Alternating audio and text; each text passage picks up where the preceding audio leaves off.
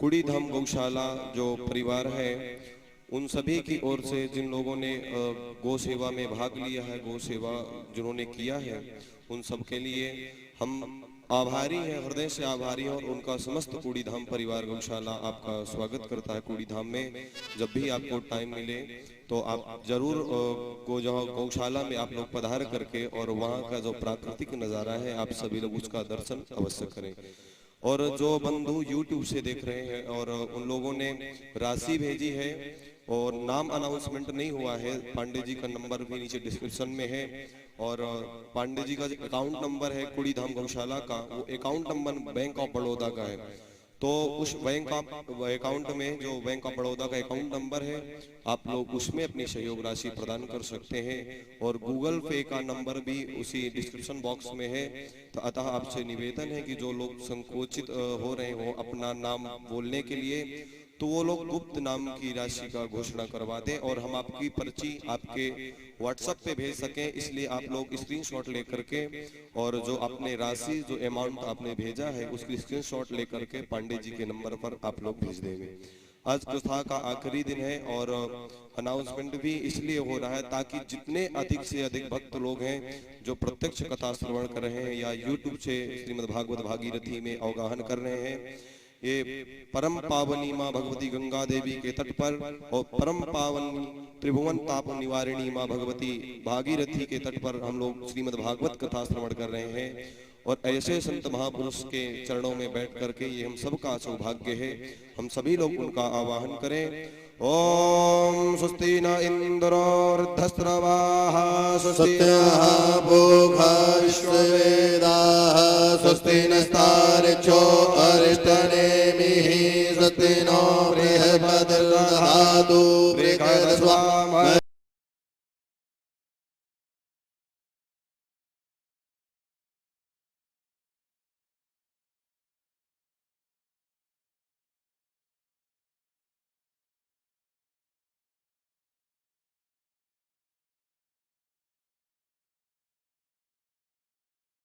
सामा शान्तिरेधि यतो यतः समीहत् ततो नो अभयं गुरुः।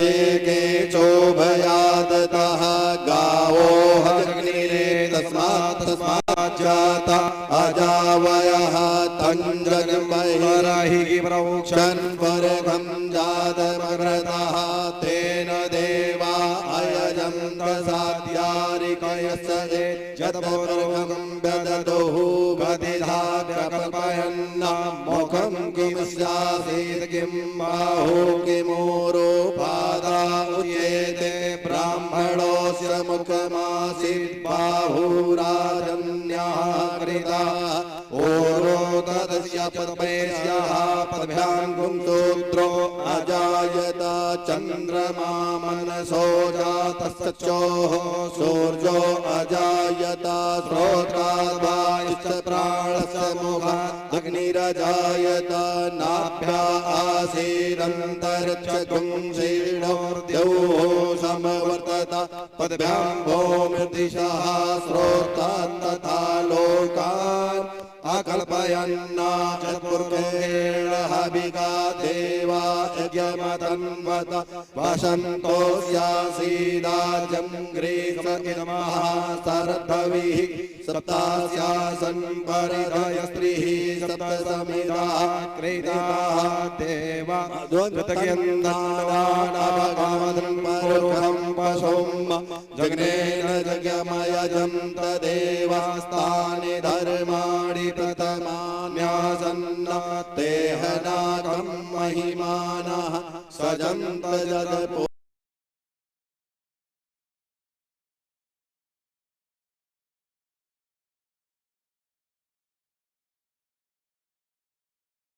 दशवीरगुं सबगणगं हृदय आत्मसनि प्रदासनि पशुसनि लोकसन्नभयसनि अग्निः प्रजां बहुलां मे करोत्वन्नं पयोरेतो अस्मासु ज्वालामालिन्यै नमः।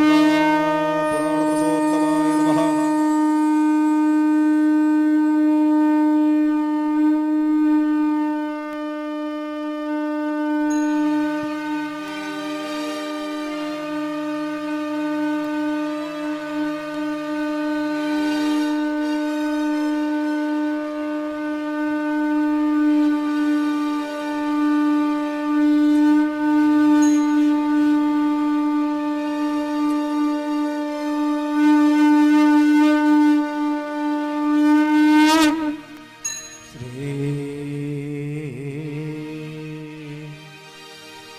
श्री भागवत भगवान की है आरती, पापियों को पाप से है तारती।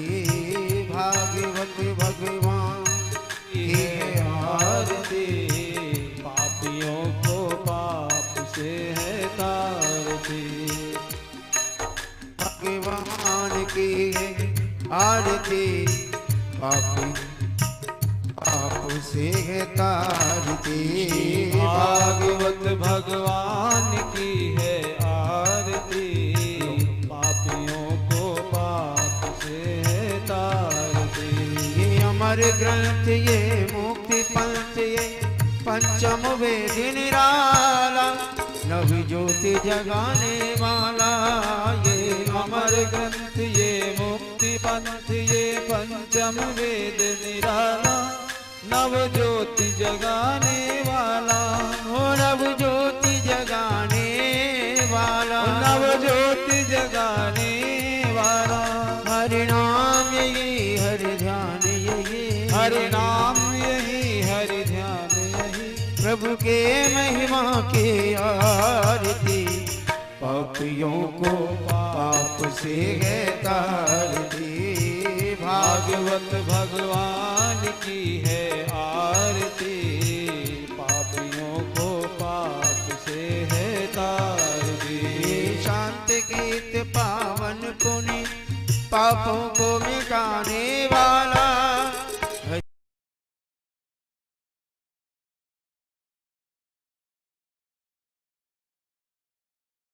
सुख करनी दुख हरणी, ये सुख करनी ये दुख हरणी, जग के मंगल की आरती।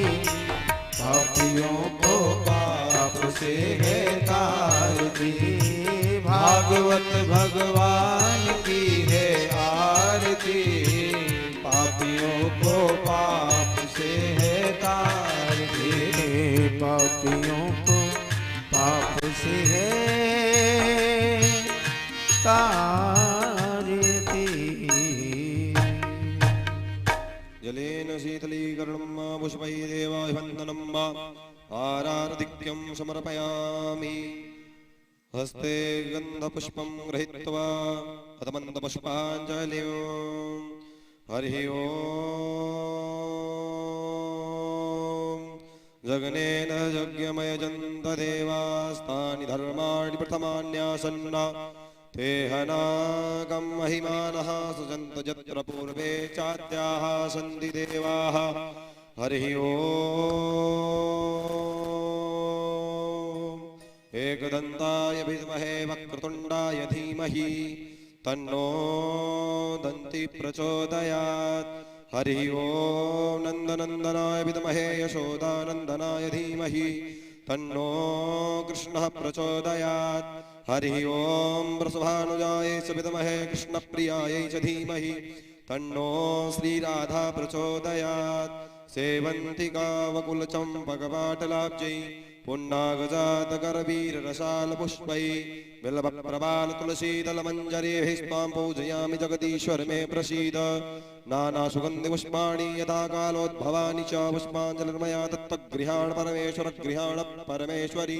सांगाय सयुधाय सशक्तिकाय सवाहनाय सादरमंत पुष्पांजलिं समर्पयामि।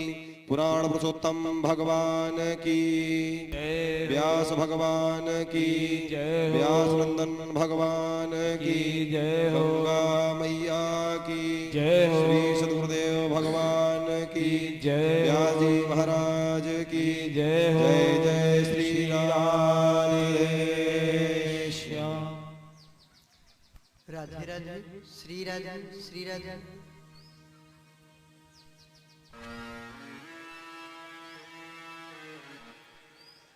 श्री राधे श्री राधे राधे राधे जय श्री राधे श्री राधे श्री राधे।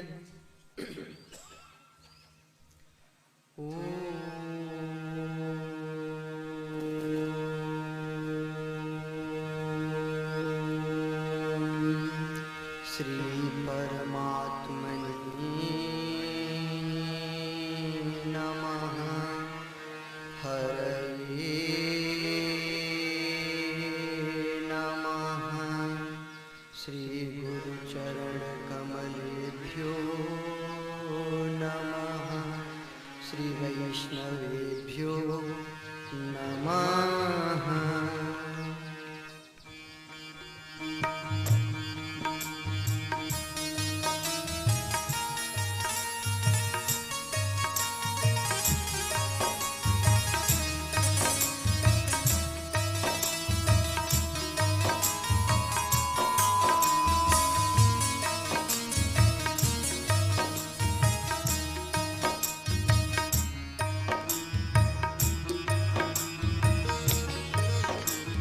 सच्चिदानंद रूपाय विश्वोत्पत्त्यादिहेतवे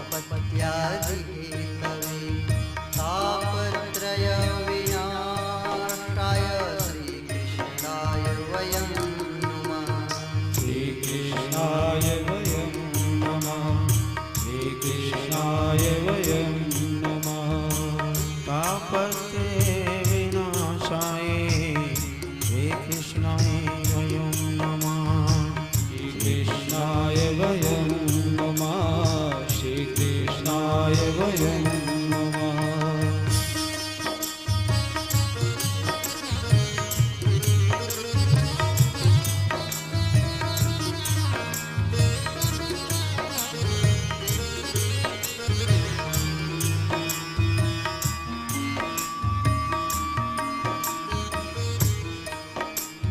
कृष्णाय वासुदेवाय हरये परमात्मने प्रणतक्लेशनाशाय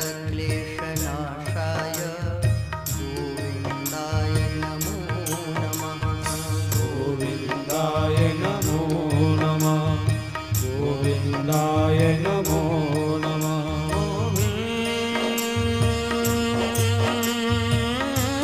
गोविन्दाय नमो नमः। गोविन्दाय नमो नमः। गोविन्दाय नमो नमः। ये पहले भक्ति की खुशबू प्रभु के चरणों से आ रही है। मेरी भक्ति को जो मैं कर रही, मेरी भक्ति को जो मैं कर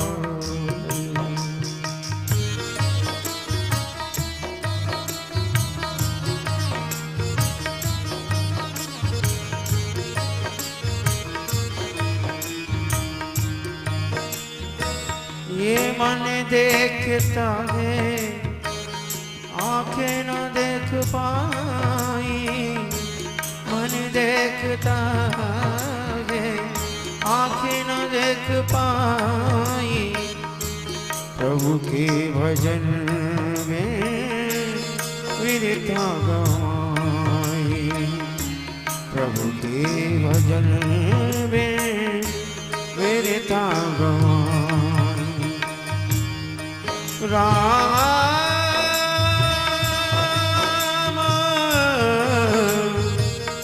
राम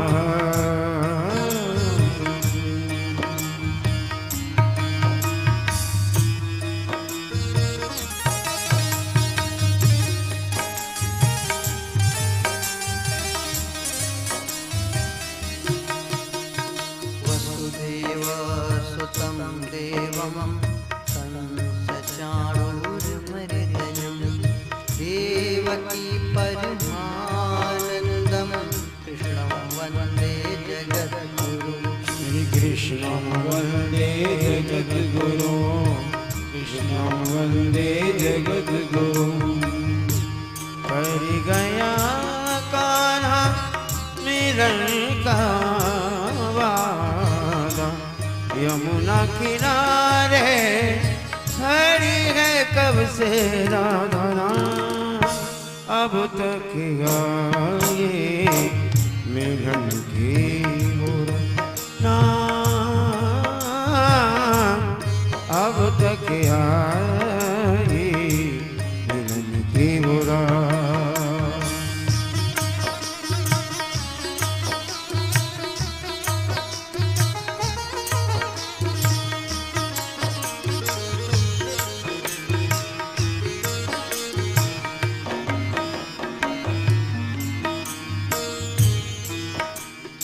नाम संकीर्तनं यस्य सर्वपापप्रणाशनं प्रणामो दुःखशमनस्तं नमामि हरिं परं तं नमामि हरिं परं तं नमामि हरिं परं प्रणामो दुःखशमनस्तं नमामि हरिं परं तं नमामि हरिं परं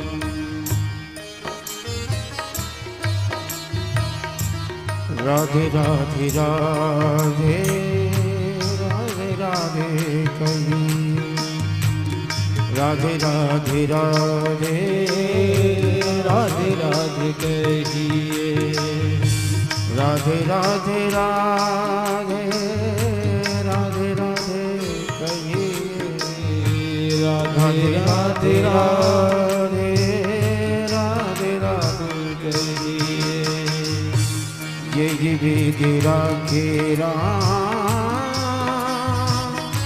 ताये वेद रही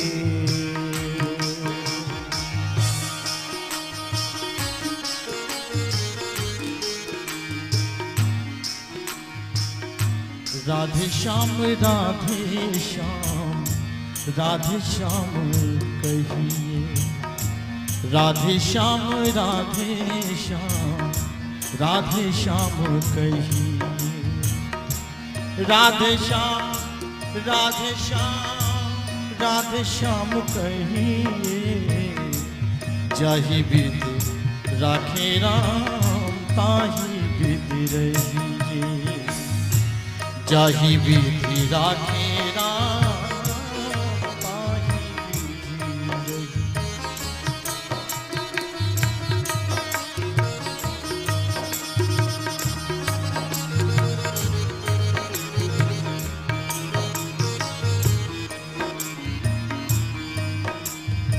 जन्माद्यस्य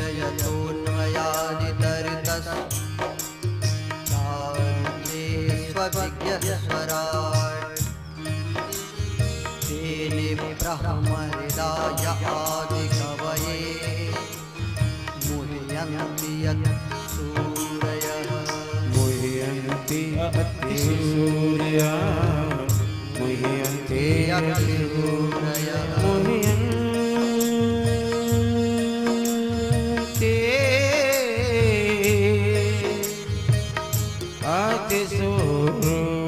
अतिसूर्या कान्हा रे मेरी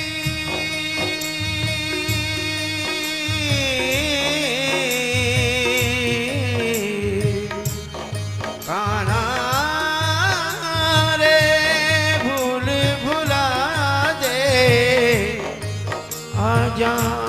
फिर जो चाहे सजा देना, आजा फिर जो चाहे सजा दे। मैं अब ना करूँगी ढिढोली तेरी साना, अब तक आई मिलन की रात। कर गया काना मिलने का वादा, यमुना किनारे खड़ी है कब से राधा। अब तक आए मिलन की बुरा ना,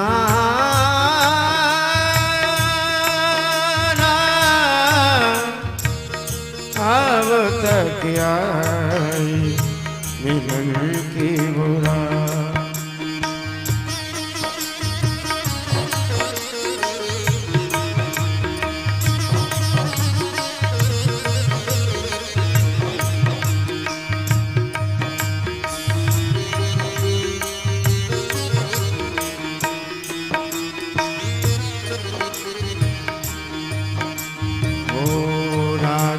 के नैनन नीर भर आई,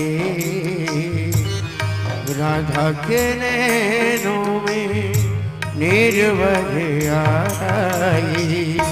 वे दर्द निकला कृष्ण कनाई, राधा के नैनों में नीर भर आई। वे दर्द निकला कृष्ण कनाई।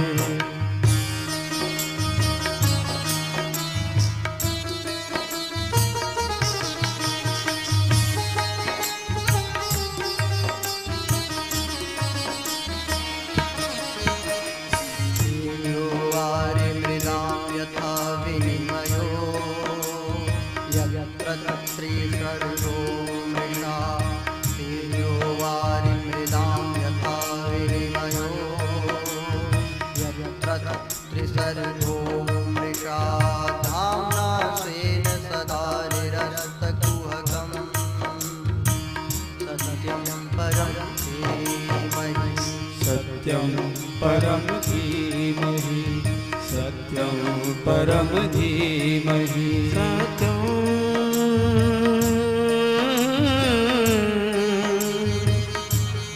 परम धीमहि, सत्यं परम धीमहि, सत्यं परम धीमहि, सत्यं परम धीमहि।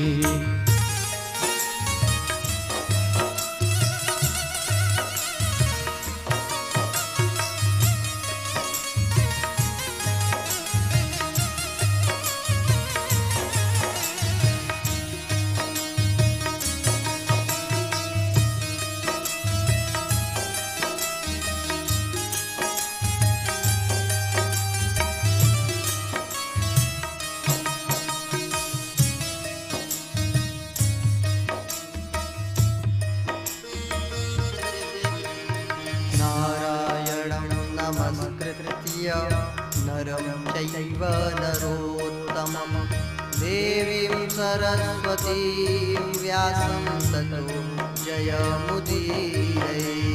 ततो जयमुदीरये, ततो जयमुदीरये,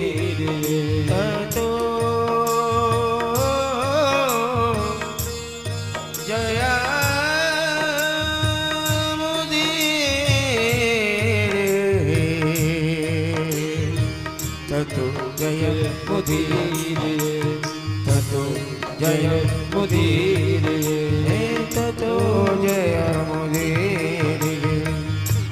राघव से के देखे पल पल ये निगोरी आँखें,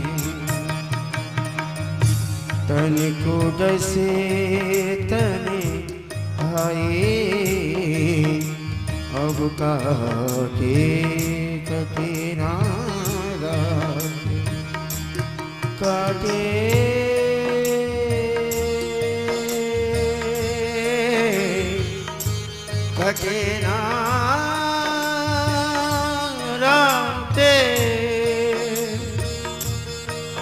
काटे कटे रात काटे कटे नारा दिल से दिल जोड़ के वो गया छोड़ के घड़ी रात घड़ी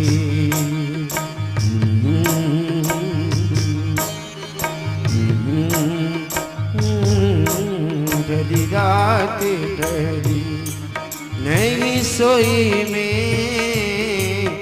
मेरा काना जाके क्यों ना आया ना आया उन सखी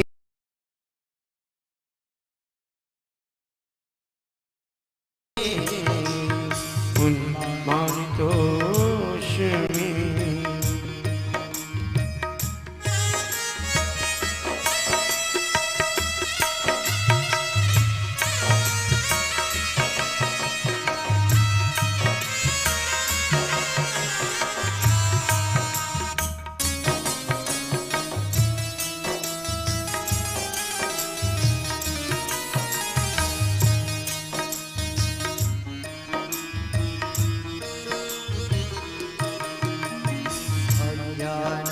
ज्ञानतिमिरान्धस्य ज्ञानाञ्जनशलाकया चक्षुरुन्मीलितं येन तस्मै श्रीगुरवे नमः तस्मै श्री गुरुवे नमः तस्मै श्री गुरुवे नमः तस्मै श्री गुरुवे नमः गुरुपद पंकज सेवा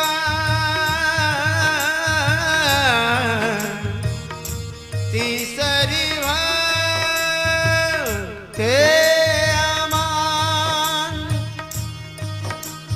चौथी भक्ति महो गुण गणे करिता पद जन ज्ञाने करे कपट तज ज्ञान करे कपट तज ज्ञान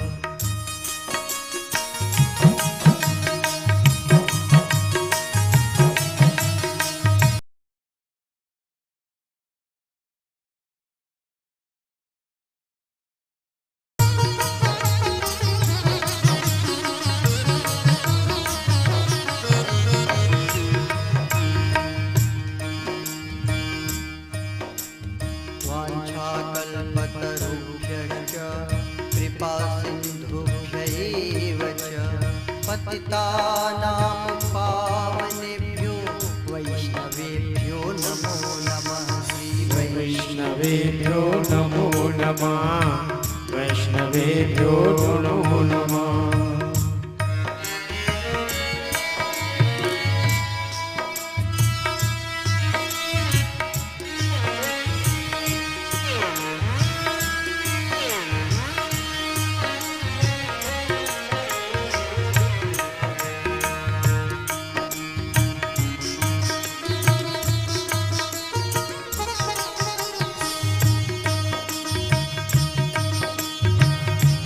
राघव से के देखे पल पल ये निगोड़ी आंखें तन को डसे तन्हाई अब काटे कटे ना रात दिल से दिल जोड़ के हो गया छोड़ के जान कैसे कैसे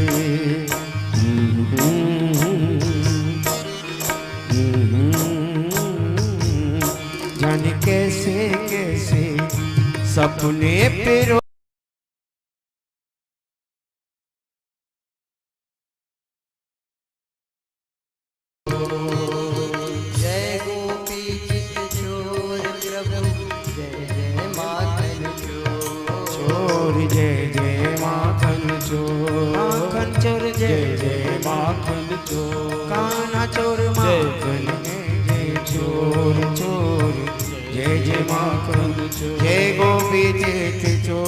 प्रभु जय जय माखन चोर।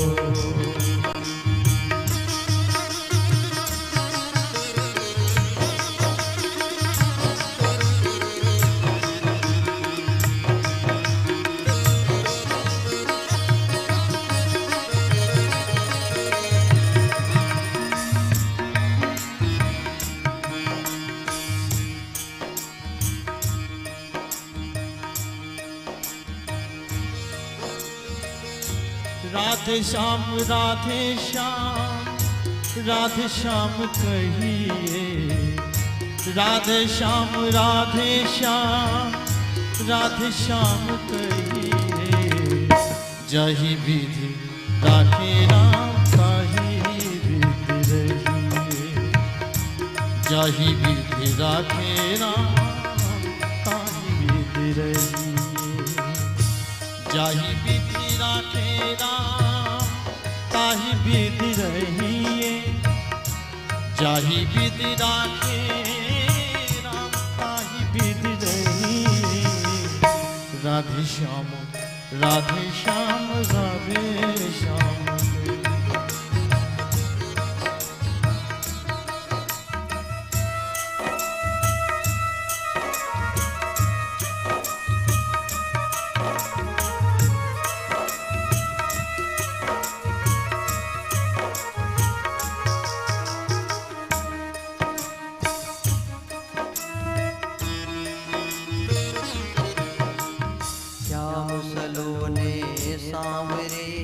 नटखट नटवरिया श्याम सरोने सावरे नटखट नटवरिया। मायापति करुणा निधि हरहु विषम भवतार, हरो विषम भवतार प्रभु हरो विषम भवतार। होठों पे आई तेरी याद ओ मोहन मेरे, लौट के ब्रज में आजा तू आजा। होठों पे आई तेरी याद ओ मोहन मेरे, लौट के ब्रज में आजा ओ आजा।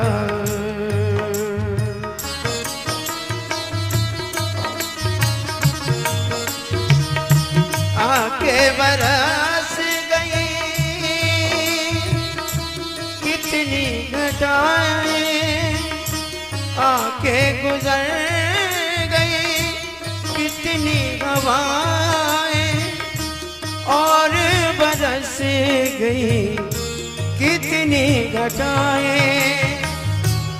लाए तुझे हम कहाँ से ढूंढ के लाए, वो ढूंढ के लाए। होठों पे आई तेरी याद ओ मोहन मेरे, लौट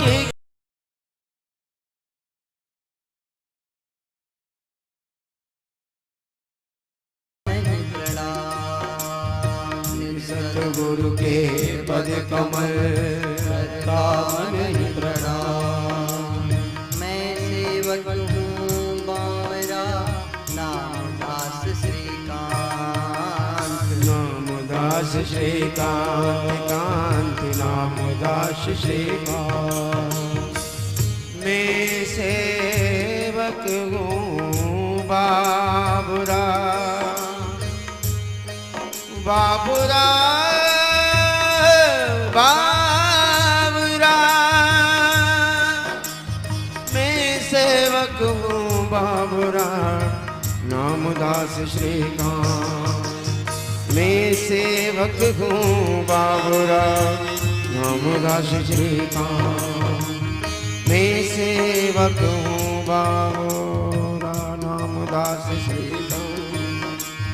नाम दास श्रीकांत नाम दास श्रीकांत कांत नाम दास श्रीकांत।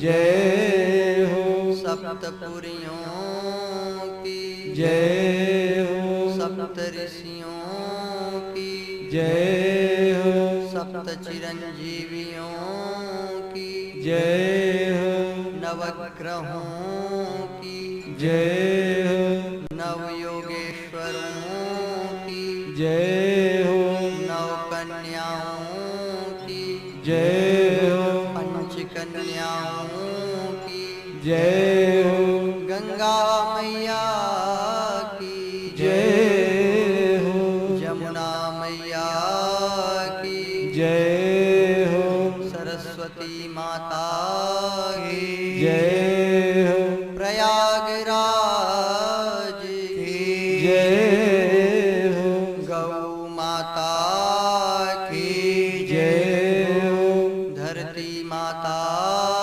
की जय हो तुलसी माता की जय हो काशी विश्वनाथ की जय हो विंध्यवासिनी माता की जय हो गौ माता की जय हो चित्रकूट धाम की जय हो कामताना स्वामी की जय हो संप्रदाय की जय हो बावन द्वारे की जय हो दिगंबर अखाड़े की जय हो जगत गुरु श्री रामानंदाचार्य भगवान की जय हो सब संतन की जय हो सब भक्तन की जय हो श्री सद्गुरुदेव भगवान की की जय हो जय जय श्री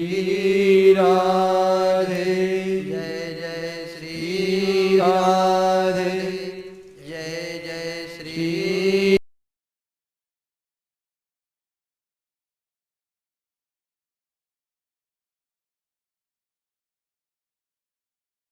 जब काम को भगवान शिव जी ने जला दिया था तो चरण में पड़ गया था, स्तुति किया तो भगवान ने क्षमा कर दिया था कि जाओ। जब भगवान श्री कृष्ण वैवस्वत मनवंतर के 28वें द्वापर के अंत में प्रकट होंगे तो उनके पुत्र के रूप में तुम्हारा पुनर्जन्म होगा, तो फिर से तुम्हें शरीर प्राप्त हो सकेगा। तो वही काम ही प्रद्युम्न के रूप में प्रकट हुआ। उसके बाद सत्यभामा और जाम्बवंती के विवाह का प्रकरण है, जिसको मैं कल बता दिया था कि मणि का आरोप लग गया था। चौथ की चंद्रमा देख लिए थे भगवान। हाँ, सब लोग कलंक लगा दिए थे। रुक्मिणी तक बोली प्रभु दिखा दो ना, कहाँ रखे हो। भगवान ने जब जामवंती से विवाह करके आए, दिखाया है मणि को, तब कलंक दूर हुआ। और जब कोई चौथ की चंद्रमा को देख ले तो इसी कथा को, जामवंती भगवान श्री कृष्ण के विवाह के प्रकरण को श्रवण कर ले, सुन ले, तो उसका कलंक दूर होता है। चाहे देवता हो, चाहे देवी हो, चाहे मनुष्य हो, कर्मों का फल सबको भोगना पड़ता है, निश्चित है। कोई किसी को सुख दुख नहीं देता। अगर ऐसा समझते हैं तो यह आपका भ्रम है। आपका अपना ही कर्म आपको दुख देता है और दूसरा कोई कारण नहीं है।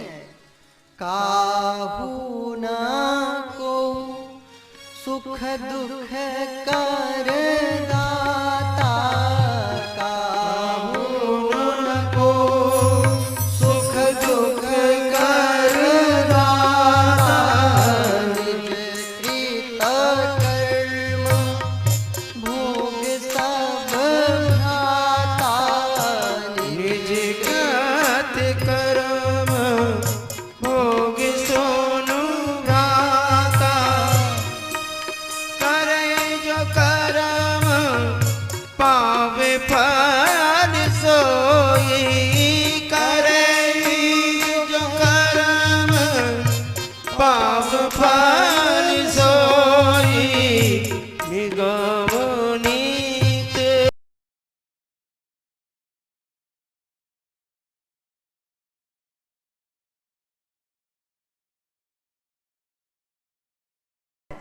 यही जो आपने कर्म किए हैं, यही बैंक बैलेंस की तरह जो बचत खाता है आपका, यही प्रारब्ध है, वही भाग्य बनकर आपको मिलता रहता है जन्म जन्मांतरों में, और कुछ भाग्य नहीं।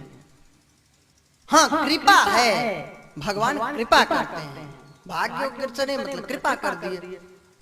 भाग्य में तो लिखा है दुखी होना, लेकिन प्रभु करुणा निधान दया कर दे। भगवान कभी गलत करता ही नहीं। व्यक्ति को ऐसा लगता है मोह बस, भ्रम बस, भगवान गलत क्यों करेगा? वो तो न्यायाधीश है, वो तो कृपालु है, दयालु है। अगर वो कृपा न करे ना, तो कोई व्यक्ति ऐसा नहीं है जो बच सके पाप से। कितनी चींटियों का मरण हो रहा है हम लोगों के कारण, कितने जीवों को हम लोगों के कारण मरना पड़ रहा है, कितने अपराध हो रहे हैं। वाणी के द्वारा कितनों को हम जो है अपशब्द बोल रहे हैं, कितने लोगों को कटु वचन दे करके आत्मा को कष्ट दे रहे हैं, उसके मन को अशांत कर रहे हैं। ये सब पाप ही तो है। केवल हिंसा, किसी का मर्डर करना ही नहीं हिंसा है, किसी का अपमान कर देना भी एक प्रकार का हिंसा है। मन वाणी से किसी को सताना, कष्ट देना, पीड़ित करना, यह भी एक प्रकार का हिंसा है।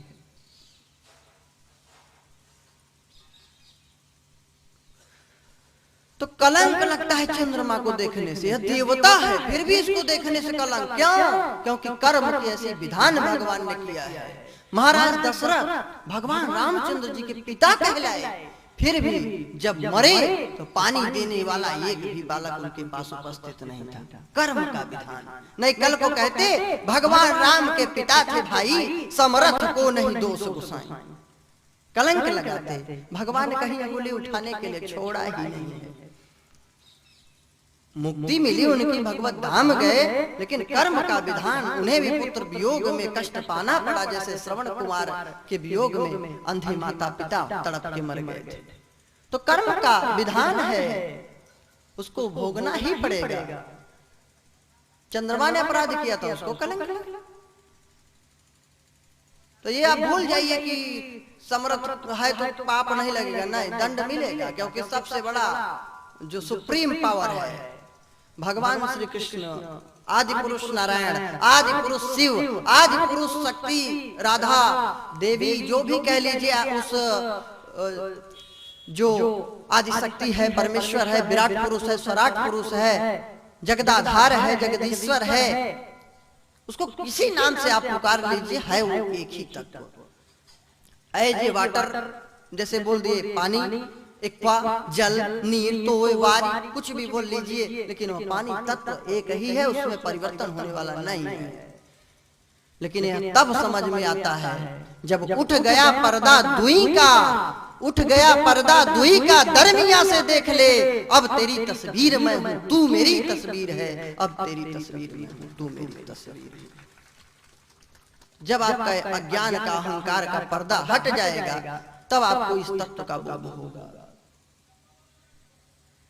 नहीं तो नहीं होगा। वास्तव में भगवत दर्शन में बाधा अपना ये आवरण जो अहंकार का है, अज्ञानता का है, माया का पट है, यही दर्शन में बाधा किया है। नहीं तो आपका भगवान तो है ही, उसको क्या जानना, वो तो है ही, लेकिन पता नहीं है। अज्ञान और माया का आवरण लगा हुआ है, और जिस दिन अज्ञान और माया का आवरण हटा, उसी दिन भगवान का साक्षात्कार हो जाएगा। अपना खुद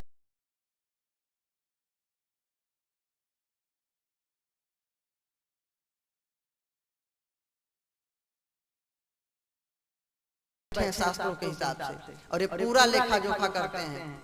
हाँ, कि पाप किया, पुण्य किया, पूरे दिन भर का इतिहास, हाँ, रोज पूरा डिटेल मिलती रहती है महाराज जी को।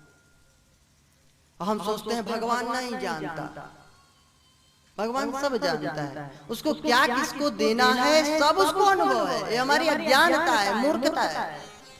लेकिन हम सोचते हैं कि ये भगवान भगवान नहीं है। जीव इतने मर रहे हैं, इतने बालक कम बीमार होके मर गए, ये दुनिया नष्ट हो गई।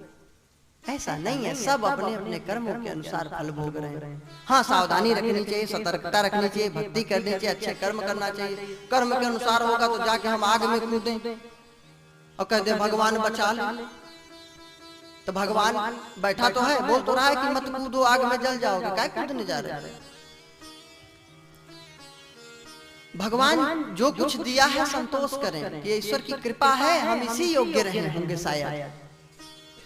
एक काशी में ब्राह्मण था, भगवान भोलेनाथ का परम भक्त, बहुत बड़ा पुजारी था। एक दिन वो पूजा करने गया काशी विश्वनाथ के मंदिर में, दर्शन किया, स्तुति गायन किया।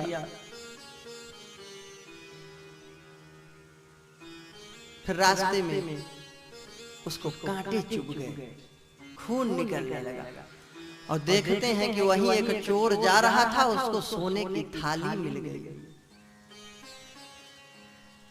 नाराज हो गए, भगवान शंभु से कहे, हे शिव भगवान, हे भोलेनाथ, सुना था कि आशुतोष तुरंत प्रसन्न होने वाले हैं, दयालु हैं, करुणा निधान हैं, और मैं पूजा करने आया था और मेरे पैर में आपने कांटे चुभो दिए, और ये चोर अपराधी है, पापी है, खूब मैं इसको जानता हूँ, और इसको राह चलते सोने की थाल मिल गई। क्या यही न्याय है प्रभु? क्या यही आपका न्याय है? क्या यही आप न्याय करता है? बहुत कोसा है भगवान को। भगवान शिव के अंदर से दिव्य वाणी निकली है, मंदिर के अंदर से आवाज आई है, ऐ विप्र, तू मुझे नाहक ही दोष लगा रहा है, मैं तो तेरे ऊपर करुणा किया इसलिए कांटे चुभे।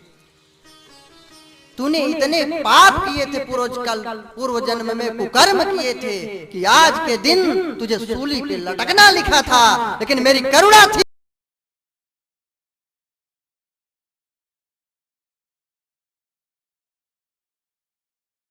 है खेल मेरा, स्वामी रामतीर्थ का लिखा हुआ है, जो कहते हैं ना ये मर रहा है जी रहा है, तो भगवान क्या कह रहा है सुनो। तमाम दुनिया है खेल मेरा, मैं खेल सबको खिला रहा हूँ। तमाम दुनिया है खेल मेरा, मैं खेल सबको खिला रहा हूँ। किसी को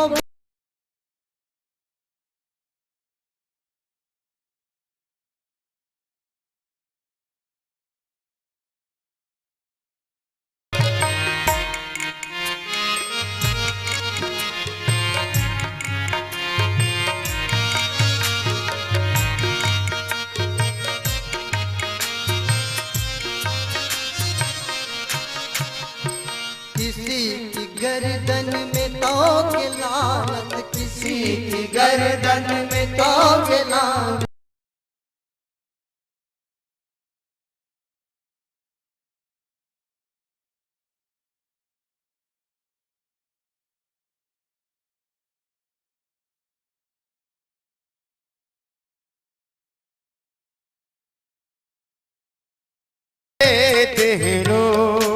सगे भाई को जहर हंस के पिला देते हो, सगे भाई को जहर हंस के पिला देते हो।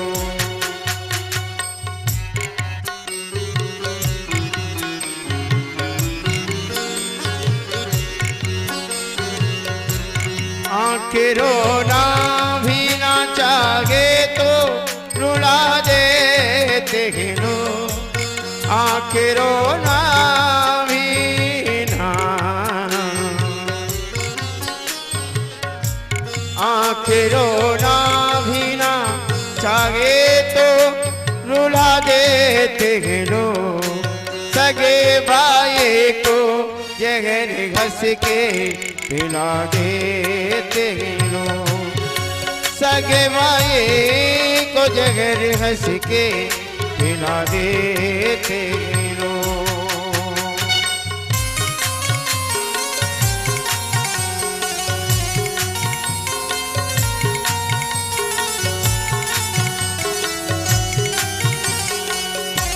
पैसे बिन प्यार कहाँ, पैसे बिन यार कहाँ, पैसे बिन प्यार कहाँ।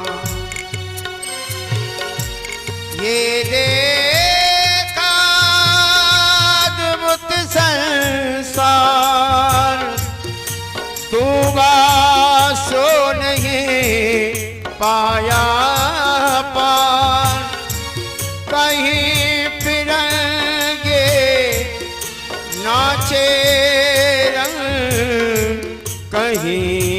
रंग में देखा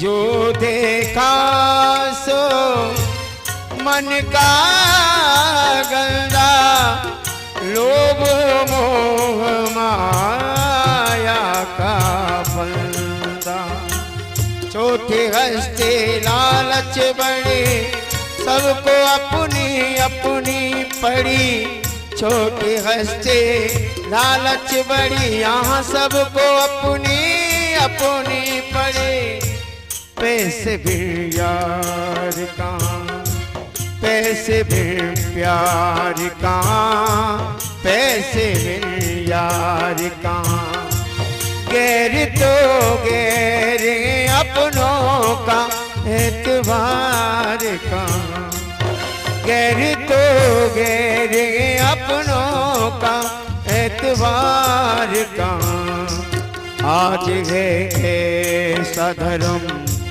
मेरे प्रभु तुमको नमन पैसे के पीछे प्रभु को भी भुला देते हैं लोग पैसा आ जाए तो प्रभु को भी भुला देते हैं लोग सगे भाई को जहर घस के पिला देते हैं लोग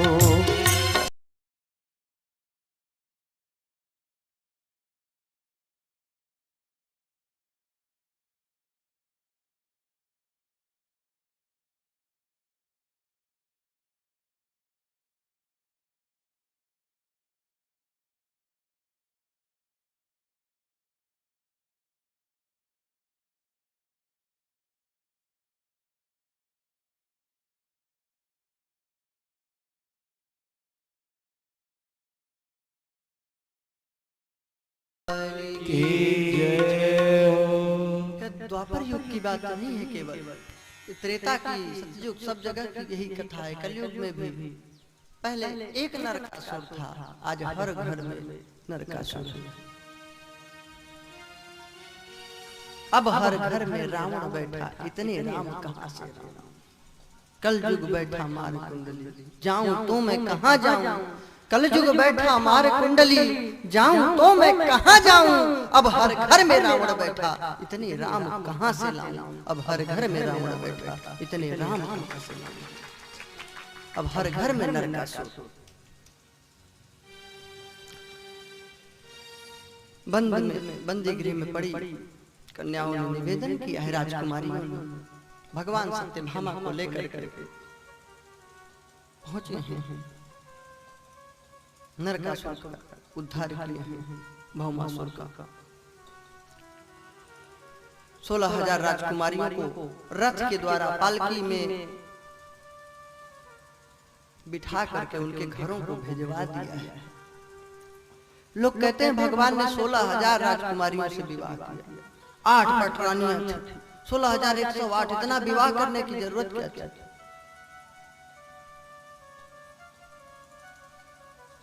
भगवान ने विवाह नहीं किया था, उनके घर में भिजवा दिया रथ से, पालकी से। जब घर में वे राजकुमारियां गई हैं, लोगों ने स्वीकार नहीं किया है। हमारे घर कोई पानी नहीं पिएगा, पता नहीं तुम कितने दिन रही, कहां रही। अब इसमें कन्या का क्या कसूर है? अपनी स्वेच्छा से तो नहीं गई थी, उसकी कोई गलती थी क्या?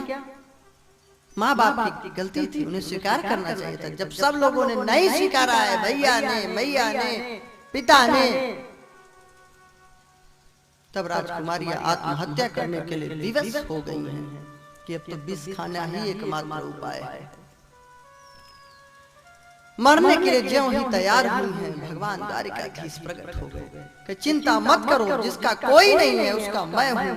अनाथ कौन है यहाँ? त्रिलोकनाथ साथ हैं। अनाथ कौन है यहाँ? त्रिलोकनाथ साथ हैं। दयालु दीन बंधु के बड़े विशाल हाथ हैं। दयालु दीन बंधु के बड़े विशाल हाथ। भगवान ने कहा मैं तुम्हें स्वीकार करता हूँ, वे तो सबके पति हैं, परम पति परमेश्वर। अगर न स्वीकार करते तो भी आप अंगुली उठाते कि जिसकी रक्षा किए उसको मर जाने दिए। धिक्कार है द्वारिकाधीश को, भगवान होकर के भी क्या उनके अन्न वस्त्र की कमी थी? लेकिन ऐसे रखते तो भी लोग अंगुली उठाते। तो उन्होंने कहा सब लोग क्या मैं पति हूं, वास्तव में पूरे विश्व के पति हैं, जगत पति हैं, जगन्नाथ हैं। अब हो गया 16,108 विवाह। तो इस कारण उनसे विवाह किए भगवान।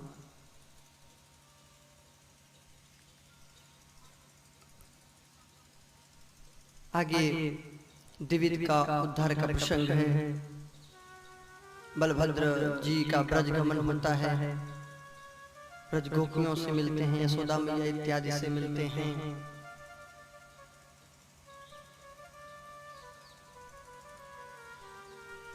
एक दिन भगवान नारायण श्री कृष्ण द्वारिकापुरी में विराजमान थे। दो जगह से एक साथ निमंत्रण पत्र आया।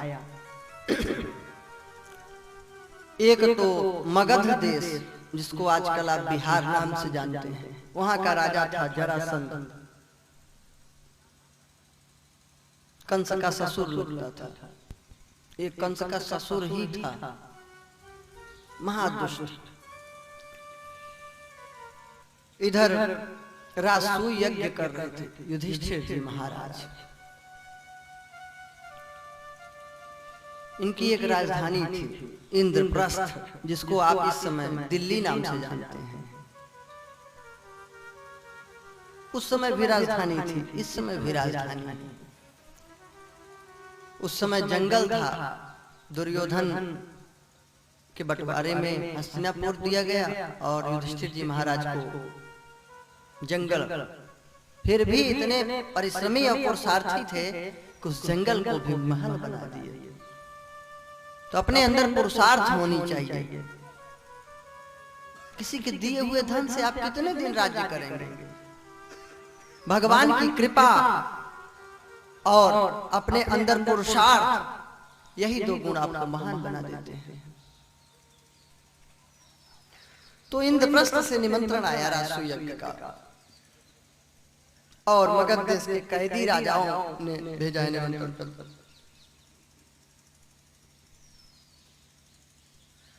जरासंध कैद किया है राजाओं को कि इनको कैद बलि दूंगा। तांत्रिक यज्ञ करता था, नर बलि, राजाओं की बलि चढ़ाता था। बलि देने के उद्देश्य से बंदीगृह में कैद किया था 20,000 राजाओं। दुष्ट शासक था। देखिए, ताकत जो है नीच दुष्ट को भी मिल सकती है, धन दुष्ट को भी मिल सकती है।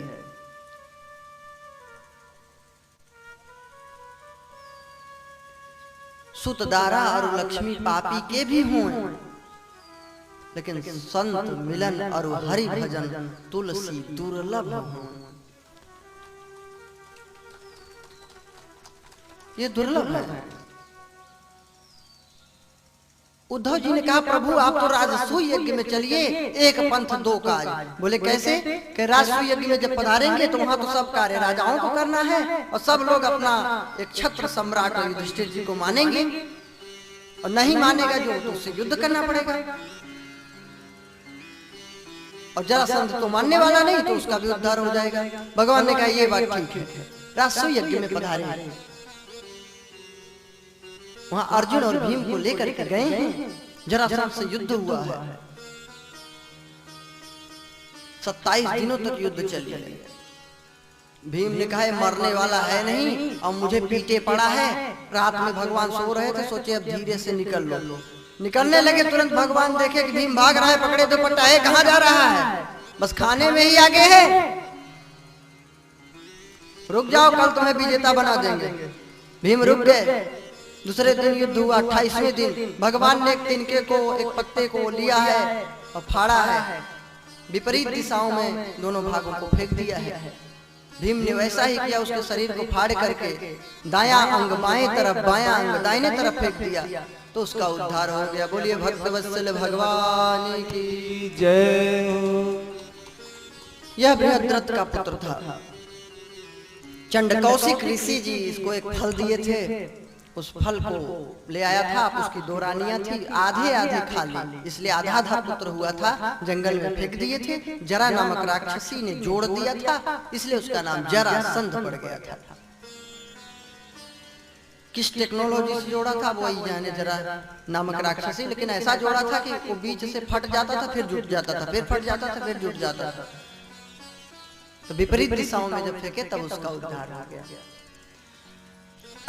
यहीं से भीम ने एक मुकुट लाया था, जिसको पहने नहीं परीक्षित पहने थे, जिसके कारण खोपड़ी पर कलयुग सवार हुआ और 7 दिनों में तक्षक के डसने का श्राप लगा, जिसके कारण ये भागवत रूपी गंगा बही। ये भगवान की लीला थी। ऐसा न होता तो फिर ऐसा भी न होता। भगवान को ऐसा लीला करना था, इसलिए ऐसा हुआ। तो महाराज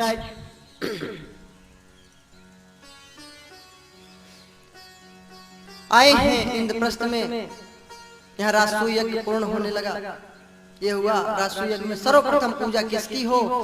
बोले सब लोग कि जब नारायण श्री कृष्ण स्वयं धराधाम में प्रकट हैं तो इन्हीं की पूजा होनी चाहिए। शिशुपाल नाराज, इस ग्वाले की, छलिया की, नटखट की, चोर की, अहीर की, इसकी पूजा खूब गाली दिया। इनकी बुआ का पुत्र था। बुआ से बोले थे कन्हैया कि बुआ 100 गलती इसकी क्षमा कर दूंगा बस। उसके 4 भुजा थी और 3 नेत्र थे जब जन्म लिया था।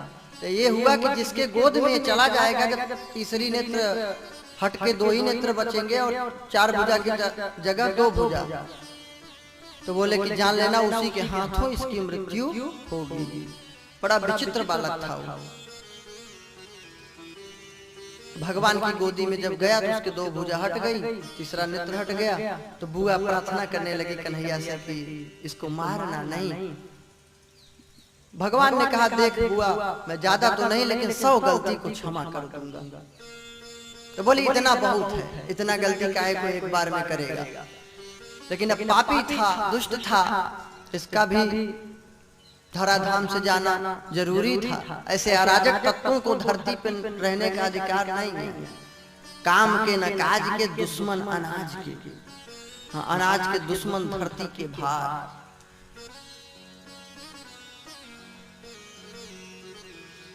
ईशाम न विद्या न तपो न धर्म, रूपम न शीलम न गुणो न धर्म।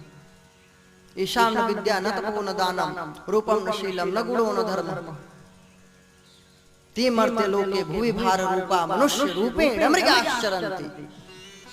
जिसमें न तो विद्या है, न सौंदर्य है, न तेज है, न ओज है, न ज्ञान है, न दान है, न धर्म है, न तपस्या है, तो मनुष्य रूप में साक्षात जानवर है। भारते भुवि भार रूप, वे धरती के भार है। नहीं कहना कि कैसे बोल रहे हैं अनाज के दुश्मन धरती के बारे में। देख महापुरुषों ने लिखा है कि वे धरती के भार हैं। तो ऐसे लोग धरती के भार हुआ करते हैं। तो ऐसा न बने, धरती के भार न बने, धरती के लिए मंगलकारी बने, कल्याणकारी बने, तो धरा मंगलमय होगी। तो शिशुपाल गाली देने लगा। 99 हुआ, 100 हुआ, 100 के ऊपर जब हुआ, भगवान ने तुरंत सुदर्शन से उसका उद्धार कर दिया। बोले भक्तवत्सल भगवान की जय। जब गोपियां छली बोलती हैं, कपटी बोलती हैं, चोर बोलती हैं, तो वही कन्हैया हाथ जोड़े खड़ा रहता है। गोपियां बांधी रहती हैं, कान पकड़ी रहती हैं, कन्हैया कुछ नहीं बोलता। उस समय सुदर्शन नहीं आता। और जब शिशुपाल गाली देता है तो सुदर्शन चक्र से गर्दन अलग कर देता है। क्यों? गाली तो दोनों जगह है। कारण क्या है? गाली तो आप ससुराल में भी खूब मिलती है, एक से एक बढ़ करके। हाँ? गाली ससुराल में भी मिलती है, गाली पड़ोसी भी दे सकता है, लेकिन ससुराल में तो 2 रोटी और खा लेंगे धीरे धीरे, और पड़ोसी की खोपड़ी फोड़ने के लिए तैयार नहीं। क्यों? दोनों गाली में फर्क है। वो प्रेम से गाली दिया जा रहा है और यह नफरत से, घृणा से दिया जा रहा है।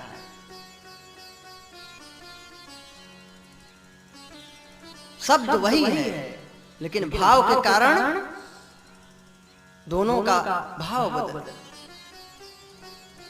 शब्द वही। अब बोलो झूठ तो नहीं बोल रहा हूं भाई, ससुराल में गाली नहीं मिलती और क्या अच्छी गाली देते हैं, ऊट पटांग, लेकिन फिर भी चुपचाप शांति से एक रोटी और खा लेंगे, एक पूड़ी, कहेंगे भाई थोड़ा अब ज्यादा एक्सपीरियंस नहीं है तो आप ही जाने। तो गाली गाली में फर्क है। तो शिशुपाल का उद्धार कर दिए, अग्र पूजा की गई और राजसु यज्ञ पूर्ण हुआ। भगवान वहां जूठे पत्तल तक उठाए और हम अहंकार में रहते।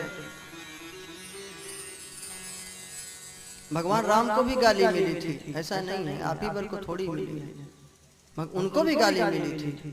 सखियां खूब गाली दे रही थी, अरे भाई तुम्हारे यहाँ तो सुना है कि पिता की जरूरत ही नहीं है, खीर खाती हैं माताएं और बच्चे हो जाते हैं। लक्ष्मण जी ने बोला चुप करो, हमारे यहाँ तो माता की तो जरूरत है, तुम्हारे यहाँ तो न माँ की जरूरत है न बाप की, धरती फोड़ के लोग प्रकट हो जाते हैं। सीता माता गाली सुना थे क्या राम जी को जो दे रहे थे, सुना है ना? राम जी से पूछें हो, राम जी से पूछें जनकपुर की नारी बता द बबुआ, लोगवा देत काहे गारी बता द बबुआ, लोगवा देत काहे गारी बता द बबुआ, लोगवा देत काहे गारी बता दे बबुआ। ओ राम जी से पूछे, राम जी से पूछे जनकपुर की नारी बता दे बबुआ, लोगवा देत काहे गारी बता दे बबुआ।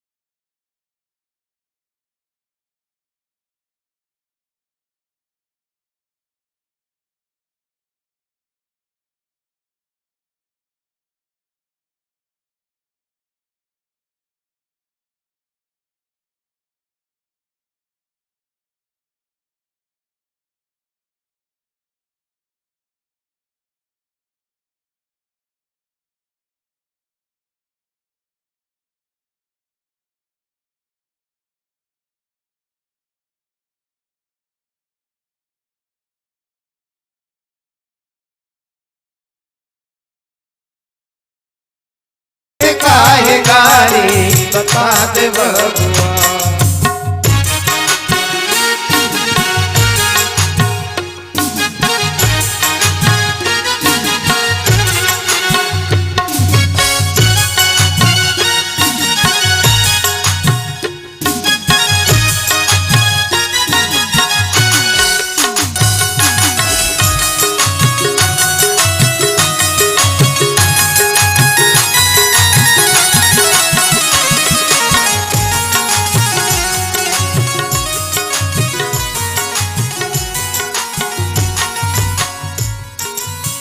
लक्ष्मण जी से पूछी सकिया, बताओ अच्छा तुम्हारी माताओं के नाम।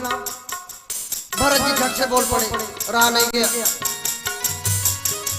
कौशल्या के कई सुमित्रा, सुन लो भैया, सुन लो सुन लो, हम तो सोचे थे एक ही पति हैं दशरथ जी भर, लेकिन कौशल्या के कई सुमित्र हैं। कहे कौशल्या के कई सुमित्र अर्थात यार दोस्त, कहे कौशल्या के कई सुमित्र हैं। अब गुरु जी का नंबर आया, बोले बहन शांता, बोले शांति। हाँ तो भैया जनकपुर के वासियों किस किस को शांति चाहिए, हाथ उठाओ। सबको शांति चाहिए कि देखो इतने लोग शांति को वर्ण करने के लिए तैयार है, लेकिन आध्यात्मिक भाव भी है। जनकपुर की स्त्रियां कोई साधारण नहीं, संत महापुरुष थे। अब गुरु जी का नंबर, वशिष्ठ जी अब इनको गाली देने लगी सखियां। लक्ष्मण जी कहे कृपा करो भगवान के नाम से कम गुरु जी को तो छोड़ दो, बेचारे कंदमूल फल खा करके जंगल में रहते। कहे वो तो बारात में देख ही लिया कितना कंदमूल खाता है। बूढ़ा बाबा के पाकल पाकल दाढ़ी, बूढ़ा बाबा के पकल पकल दाढ़ी, ओ बूढ़ा बाबा के पाकल पाकल दाढ़ी, ए बूढ़े बाबा के पतल पतल दाढ़ी। पांडे जी देख रहे हैं इधर, हमारे तो काले। ई बूढ़ा बाबा के पाकल पाकल दाढ़ी, बूढ़ा बाबा के पकल पकल दाढ़ी। कंदमूल खाते हैं, तपस्या करते हैं, आज पता चले कितना तपस्या करते हैं। ई बूढ़ा बाबा के पकल पकल दाढ़ी, बूढ़ा बाबा के पकल पकल दाढ़ी। देखन में दूबर, देखन में दूबर, खाए भर तारी बता दब लोगवा देत काहे गाली, बता बबुआ, लोगवा देत काहे गाली, बता बबुआ, लोगवा देत काहे गाली, बता दे बबुआ। राम जी से पूछे, राम जी से पूछे, राम जी से पूछे जनक, राम जी से पूछे जनकपुर की नारी, बता बबुआ, लोगवा देत काहे गाली, बता दे बबुआ, लोगवा देत काहे गाली, बता दे बबुआ, लोगवा देत काहे गाली, देत काहे गाली। बोलिए भक्त वत्सल भगवान की जय हो। तो प्रेम की गाली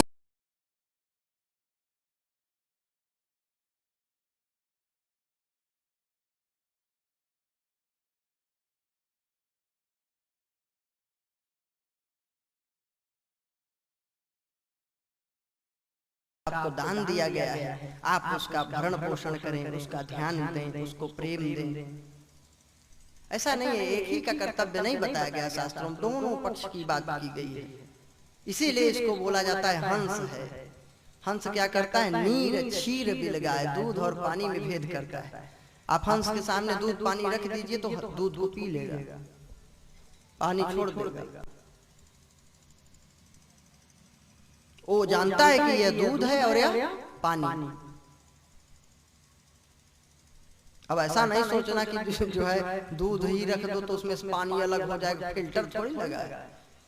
वो दूध और पानी में भेद जानता है, विवेक संपन्न होता है। इसीलिए हंस की उपमा देते हैं जो ज्ञान संपन्न लोग हैं। बड़ी ही विवेक संपन्न है, सुशीला, पति की सेवा करने वाली हैं, बालक भूखे रहते हैं तब भी बेचारी कुछ अपमान नहीं करती, कुछ शिकायत नहीं करती। सुदामा मांगते रहते हैं नित्य, कभी मिल जाता है कभी नहीं मिल जाता। आजकल तो भरपेट भोजन मिल रहा है तो भी हम भजन नहीं कर रहे। उनको भिक्षा में भी नहीं मिलता था, वो भरपेट भोजन कर लें तो भी भजन करते थे।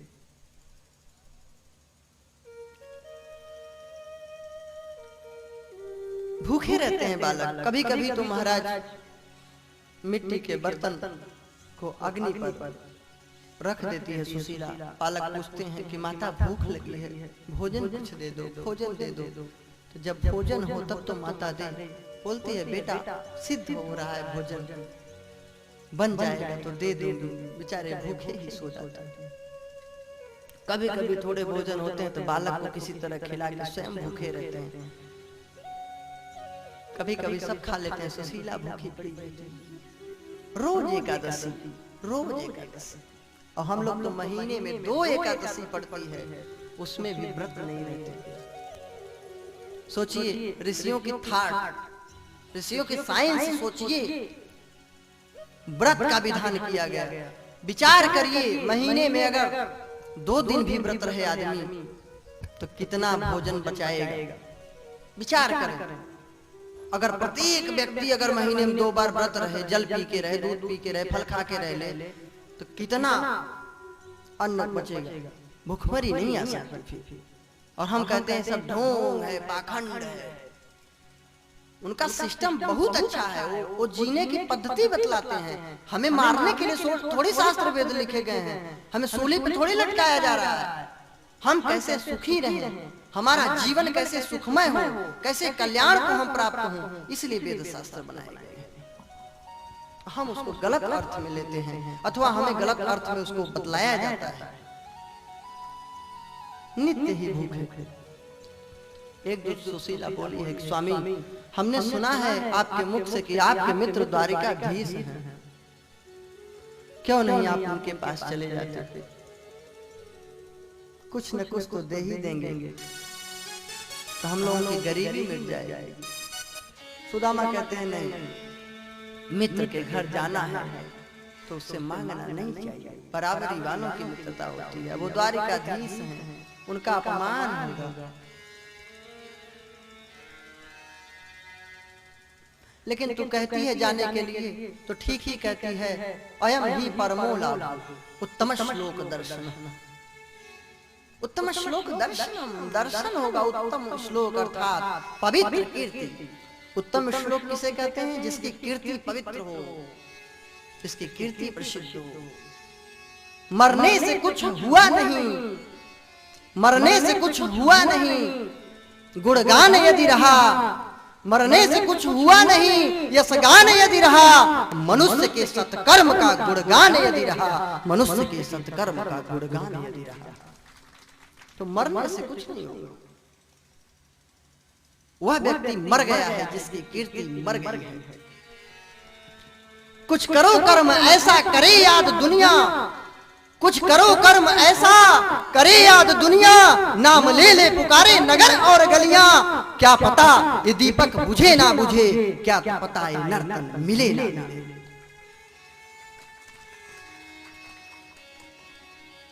भगवान पवित्र कीर्ति है, उत्तम श्लोक है। भगवान की कीर्ति जगत में विदित है, उनकी लीलाएं प्रसिद्ध हैं, उनकी कृपा प्रसिद्ध है।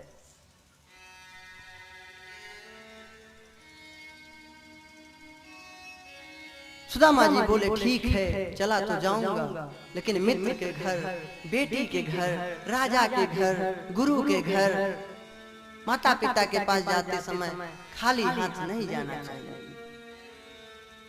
पत्र पुष्प, अन्न, फल, मेवे, मिष्ठान, दक्षिणा कुछ भी सही, लेकिन अवश्य कुछ लेके जाना चाहिए। ऐसा नहीं को लालची है इसलिए, नहीं नहीं, सम्मान। बेटी को विदा करते समय कोई खाली हाथ विदा करता है? नहीं करता। क्यों? क्या नहीं दोगे तो बेटी भूखी मर रही है क्या? नहीं, उसको दिया जाता है सम्मान के लिए कि जब हम उसकी झोली भर के विदा करेंगे तो उसकी कृपा से, उसकी आत्मा संतुष्ट जब होगी तो उसके आशीर्वाद से कभी हमारा झोली खाली ही नहीं रहेगा, हमेशा भगवान भरा रहेगा। इसलिए हम दान देते हैं, दक्षिणा देते हैं। मुझे माँ से गिला मिलाएगी सिला।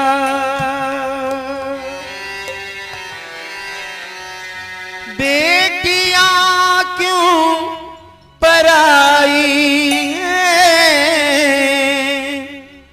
बेटियां क्यों पराई हैं मेरी माँ, बेटियां क्यों पराई हैं। मुझे माँ से गिला मिलाएगी सिला, मुझे माँ से गिला मिलाएगी सिला। बेटियां क्यों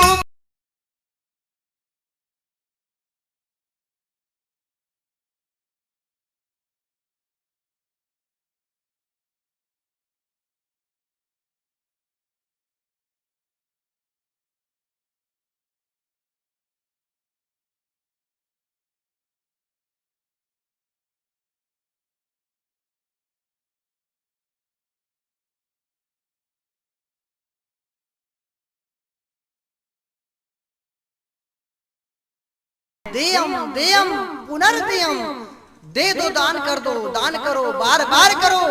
और नहीं करोगे तो क्या? बोलता है देयम देयम पुनर्देयम न देयम फलमिदृशम। बोलता है नहीं दिया था मैंने पूर्व जन्म में, इसीलिए आज भीख मांग रहा हूं। तालाब पानी नहीं देता, तालाब पानी बांटता नहीं है, सूख जाता है। नदियां बहती रहती है, पूरा जल दान कर देते हैं समुद्र को, फिर भी सूखती नहीं है। तो दे दो, बार बार खूब दो, तुम्हारा कभी भंडार खाली नहीं रहेगा। और जब रुका तो रुका हुआ जो नीर है उसमें हुई है गंदगी, रुका हुआ जो नीर है उसमें हुई है गंदगी। वैसे रुका जो व्यक्ति है उसकी रुकी है जिंदगी, वैसे रुका जो व्यक्ति है उसकी रुकी है जिंदगी। बहता हवा कहता यही, बहते रहो बहते रहो, मिलोगे शांत सिंधु में चलते रहो चलते रहो।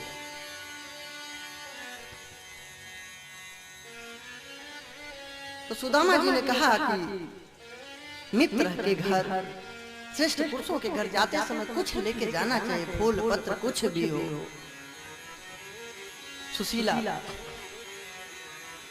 कहीं से 3 मुट्ठी चावल मांग लाई है बेचारी।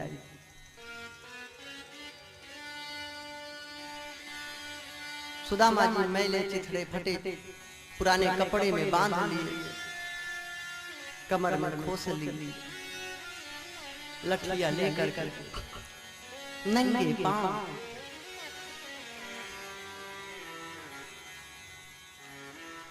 आधुनिक पोरबंदर जिसका नाम है, उसका नाम वृंदावन था, सुदामापुरी वही है। जो आधुनिक पोरबंदर है उस समय का सुदामापुरी वही था।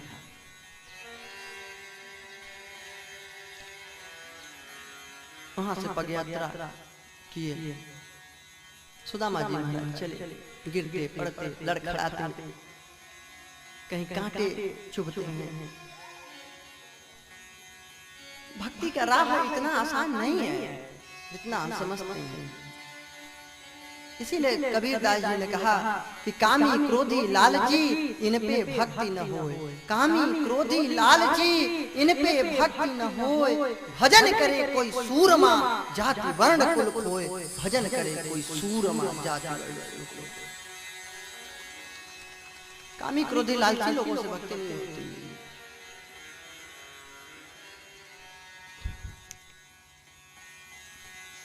भगवान ने कृपा किया है उनके ऊपर। एक जगह समुद्र को पार करना था, लेकिन सोचे नाविक पैसे मांगेगा, उतराई क्या दूंगा, मेरे पास कुछ है नहीं, थोड़े चावल है तो भी मित्र को दूंगा। पैदल पैदल जा रहे थे, नाविक ने बुलाया है माझी ने कि आ जाओ हे विप्रदेव, मैं आपको पार कर दूंगा। विप्रदेव ने कहा मेरे पास कुछ नहीं है, मेरे पास सिर्फ एक चीज है, दरिद्रता।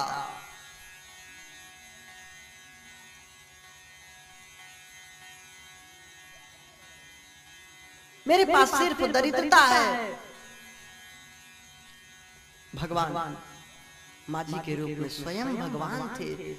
बोले लाओ विप्र तुम्हारे पास जो है वही दरिद्रता मेरी इस झोली में डाल दो, मैं तुम्हें इस सागर से पार कर दूंगा। ये छोटे मोटे समुद्र के खेवैया नहीं थे, ये तो भवसागर के खेवैया नारायण श्री कृष्ण थे, द्वारिकाधीश थे। इनकी दरिद्रता को तो उसी समय ले लिए। उस पार गए हैं, द्वारिकापुरी में प्रवेश किए हैं। दरखड़ाते पूछते पूछते जा रहे हैं कि भाई द्वारिकाधीश का महल कहाँ है, द्वारिकाधीश कहाँ रहते हैं। चकाचौंध देख करके बड़े चिंतित हैं, दुखी हैं कि कैसे मैं कहूंगा कि मैं इनका मित्र हूं। पता नहीं मुझे पहचानेंगे कि नहीं, अब तो द्वारिकाधीश हो गए हैं, मुझे जैसे गरीब को पता नहीं पहचानेंगे कि नहीं। ऐसी दुविधा भरी बातें सोच रहे हैं।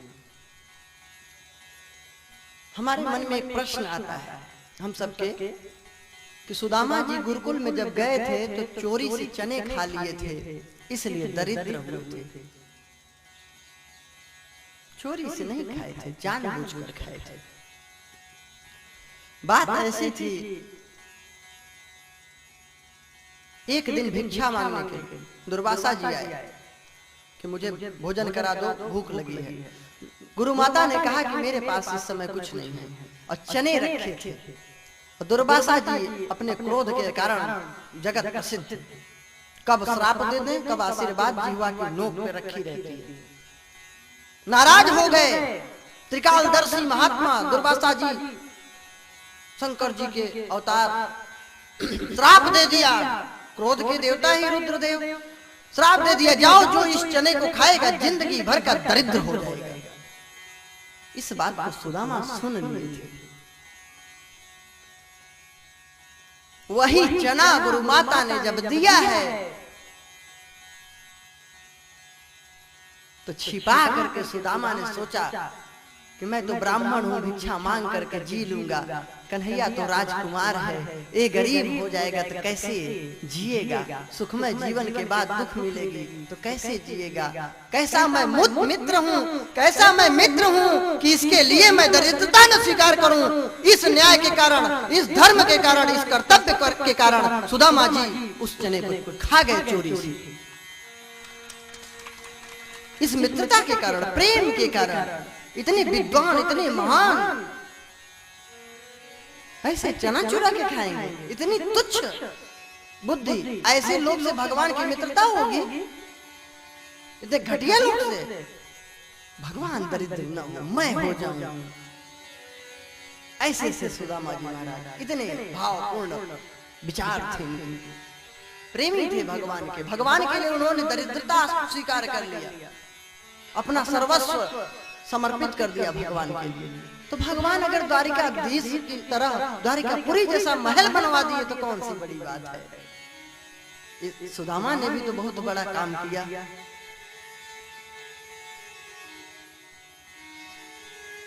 भगवान श्री कृष्ण की मर्यादा देखिए, कहते हैं भगवान श्री कृष्ण की लीला है, मर्यादा देखिए, मित्र की मर्यादा।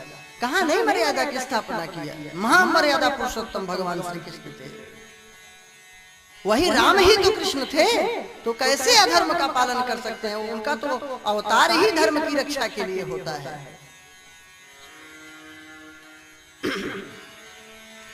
सुदामा जी द्वारपालों से पूछे हैं, करिए बता दो मेरा मित्र कहाँ रहता है। द्वारपाल ने रोका है कि विप्रदेव रुकिए, मैं पूछ करके आता हूँ। द्वारपाल गया है भगवान के पास पूछने के लिए। इधर सुदामा सोच रहे हैं पता नहीं पहचानेगा कि नहीं पहचानेगा। अगर मैं कह दूंगा कि मेरा मित्र है तो कहीं इसकी बदनामी न हो जाए, कहीं इसको लोग सोच न ले कि इसका इतना छोटा गरीब दरिद्र ब्राह्मण मित्र है। लौटने लगे। द्वारपाल जाके पूछा है कन्हैया से, रानियां खड़ी, रुक्मिणी, सत्यभामा, जामवंती, मित्रवृंदा, कालिंदी, सत्या, भद्रा, लक्ष्मणा, आरती थाल लिए कोई खड़ी है, कोई कलश लिए खड़ी है चरण धुलने के लिए, कोई पादुका लेके खड़ी है, कोई पंखे कर रही है। कोई मुकुट लेकर खड़ी है, तभी वो द्वारपाल आया है। सारे कार्य छोड़ के भगवान उसको बुला लिया। क्या सूचना है?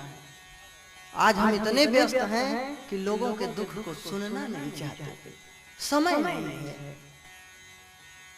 कोई अपनी व्यथा कष्ट बता भी दे तो कोई सुनना नहीं चाहता उसके कष्ट को।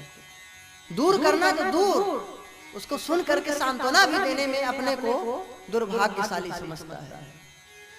और भगवान सारे कार्य छोड़ दिए, सुनने लगे कि बताओ सेवक क्या समाचार लाए हो, क्या कोई समस्या है? ये है मर्यादा। अब कहते हैं भगवान ने मर्यादा का स्थापना नहीं किया, अब कैसी मर्यादा का स्थापना करेंगे?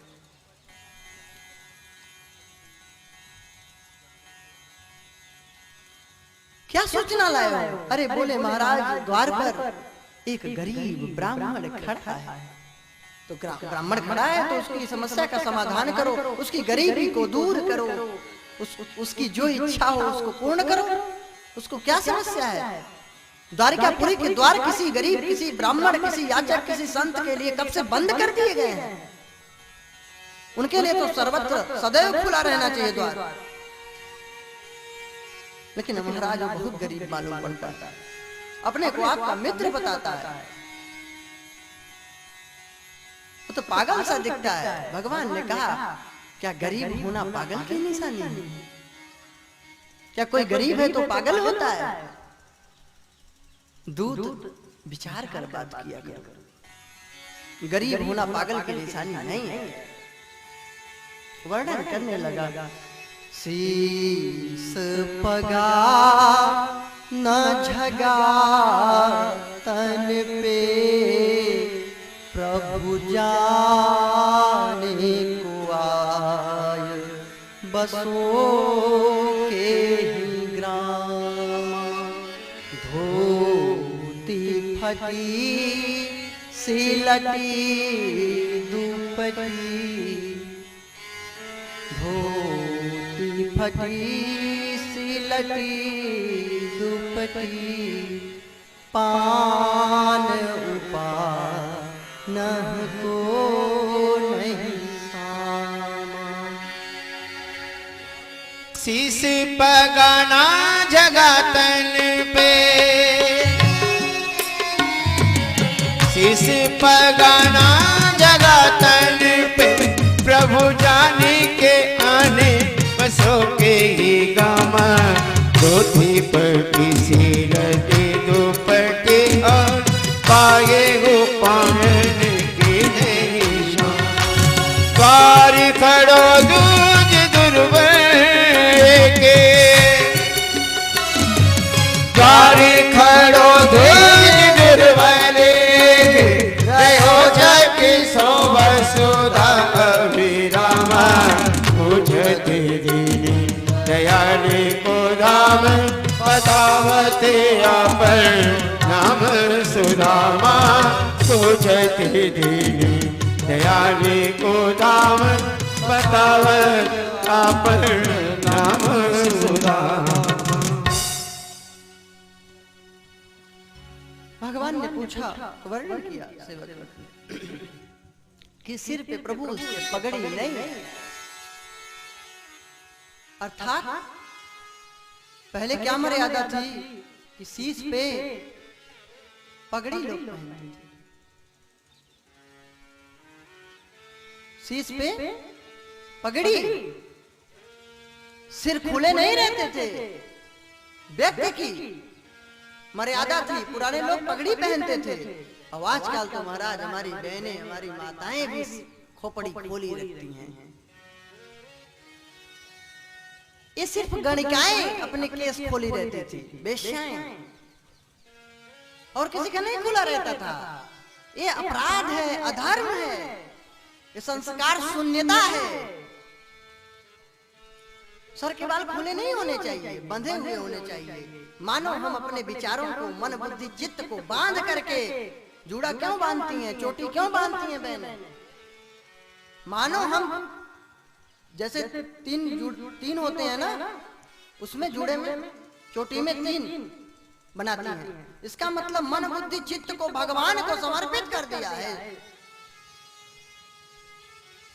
जैसे संगम में 3 नदियों का संगम होता है, उसी प्रकार मन बुद्धि चित्त को आत्मा में मिला दिया है, संगम कर दिया है भगवान के प्रेम में, भक्ति में। सर के बाल खुले रखना अच्छी बात नहीं है, सर नहीं देखना चाहिए, ये मर्यादा है। तो बोले शीश नहीं, पे पगड़ी नहीं है।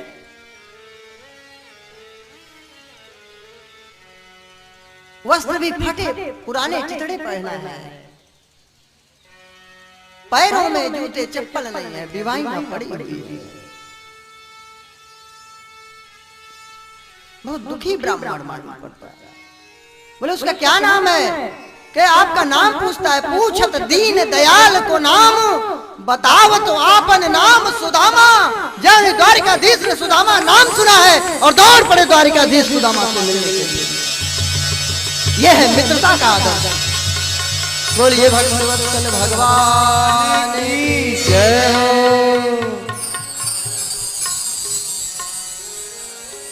सुदामा से मिल करके प्रभु ले आए हैं कि आइए विप्रदेव, आप लौट के क्यों जा रहे थे? सभी लोग बैठ करके झांकी का दर्शन करें, ऐसा लगे कि मनुष्य हैं, धरती के बाहर न कहना पड़े। बैठ करके भी देखा जा सकता है, क्योंकि आंख देखेगा। सुदामा जी को भगवान द्वारिकाधीश सिंहासन पे अपने बिठा दिए और खुद चरणों में बैठ गए। रुक्मिणी इत्यादि रानियां जल को लेकर के आई हैं और महाराज ब्राह्मण की मर्यादा के लिए, ब्राह्मण को श्रेष्ठ बतलाने के लिए, जो वेद पाठी सभवेद विप्रह, जो जैसे आचार्यगण है, इस प्रकार के ब्राह्मण जिनका कर्म है ब्राह्मण का त्रिकाल संध्या करते हो, और हम ब्राह्मण हैं 2 समय की संध्या, संध्या तक पूजा नहीं करते, सुबह शाम पूजा नहीं करते, त्रिकाल संध्या तो बहुत दूर की बात है। तो जो त्रिकाल संध्या करे, 3 समय पूजा करे, वह ब्राह्मण। जो पूजा कराए, पूजा करे। तो ऐसे ब्राह्मण की मर्यादा की स्थापना करने के लिए, उनको पूजनीय बतलाने के लिए, जिससे आने वाली पीढ़ियां भी उनको पूज्य समझे। भाई कोई ब्राह्मण क्यों करेगा ये काम? अगर आप अपमान करेंगे, उसको उचित दक्षिणा नहीं देंगे, तो उसके परिवार बालक कैसे जीवित रहेंगे? एक मिस्त्री, एक मजदूर को आप सेवा दे देते हैं, फिर तो नहीं कहते लूट लिया। तो ब्राह्मण गरीब जो पूजा करा रहा है, सेवा कर रहा है, उसके लिए बोलो लूट लिया, घर चला गया, उड़ गए। वो भी तो आपकी सेवा कर रहा है, वैदिक मंत्रों को आपके सामने बोल रहा है। क्यों? आपका कल्याण हो। आप तो 200-400 रुपए दे दोगे, वो तो पूरे परिवार की मंगल कामना के लिए अपना पूरा भजन आपको दे के जा रहा है। इसलिए उसकी मर्यादा की स्थापना के लिए, उसका सम्मान करने के लिए भगवान द्वारिकाधीश चरणों में बैठे और जल से पाद प्रक्षालन करने लगे। हमारे मित्रगण सुदामा जी का पूजन कराएंगे। महाराज जब चरण धुलने लगे हैं, इतनी बीमारियां, इतने कांटे, भगवान रोने लगे।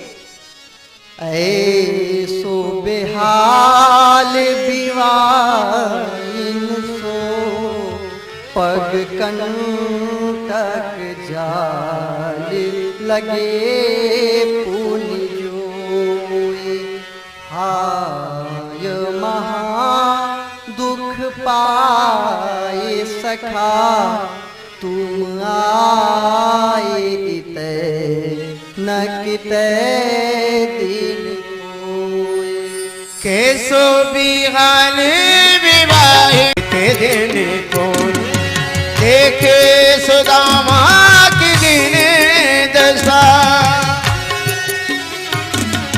देखे सुदामा की दिन दशा, करुणा करके करुणा निधि रोगे।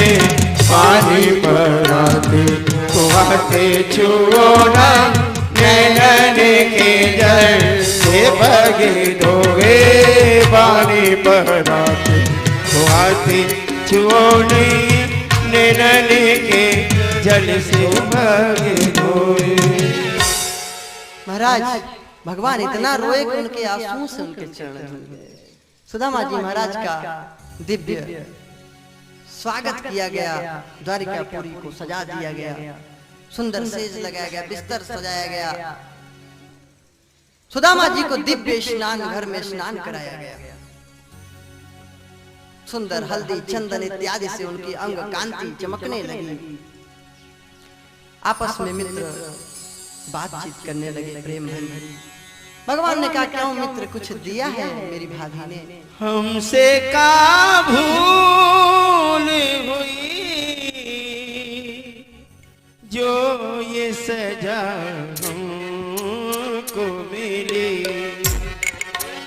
हमसे का भूल हुई जो ये सजा,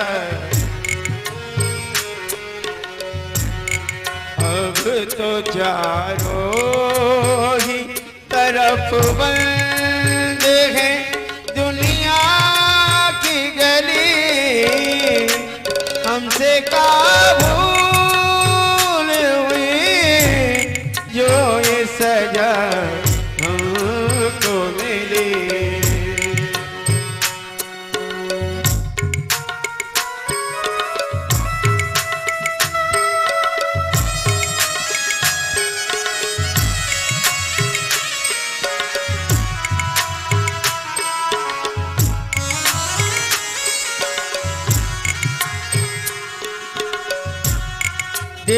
किसी का ना दुखे हमने तो इतना चाहा,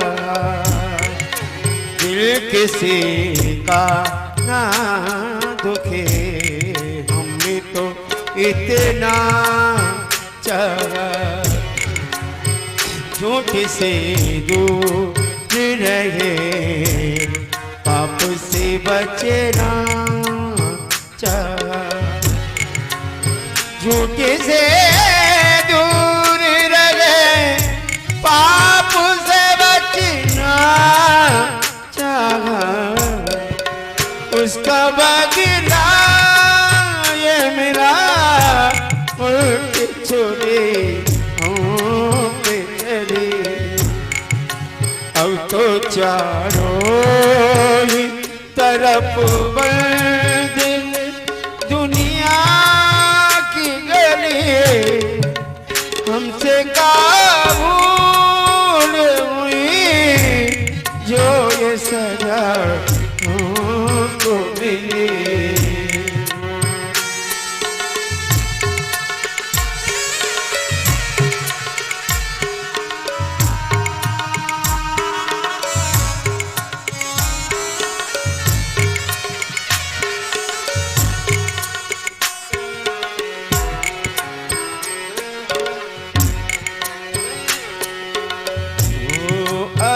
तो ईमान धर्म की कोई कीमत नहीं, अब तो ये ईमान धर्म की कोई कीमत,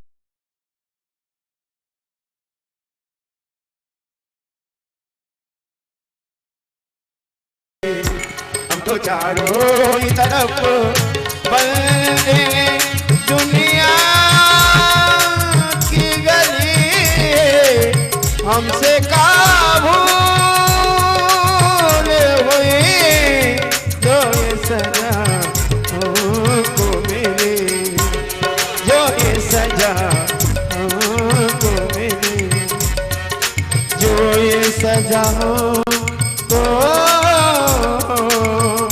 मिली।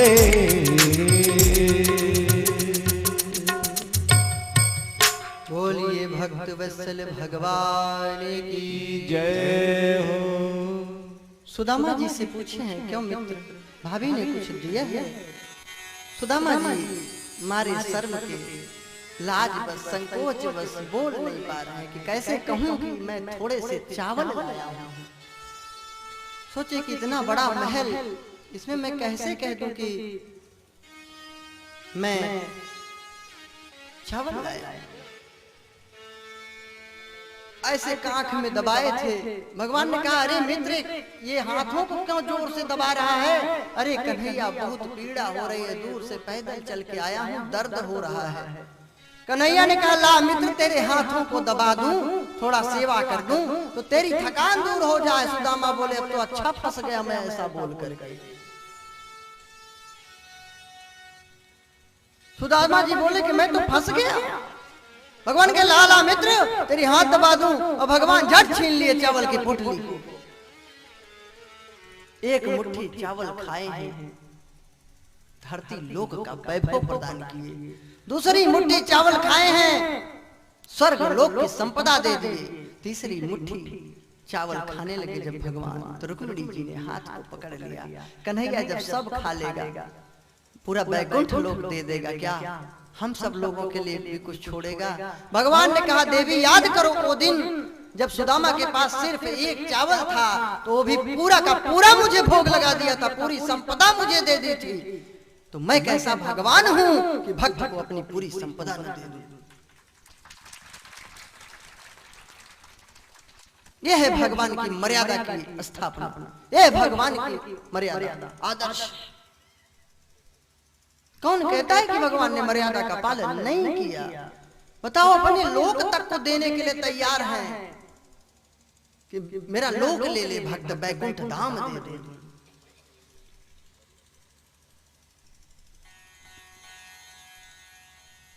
सुदामा जी बहुत दिनों तक रहे, आपस में मित्रों की चर्चा चली है।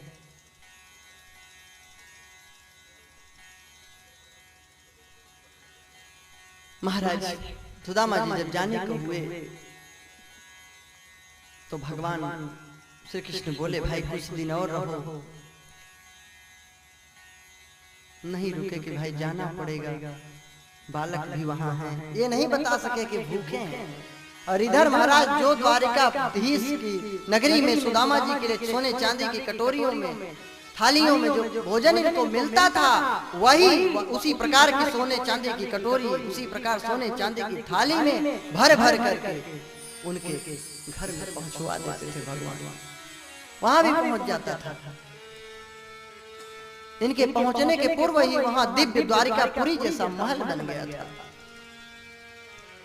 झोपड़ी उनकी गायब, पूरे नगर के जो भी सुदामापुरी के लोग थे सब संपन्न हो गए, सबके महल विश्वकर्मा जी द्वारा बना दिए गए।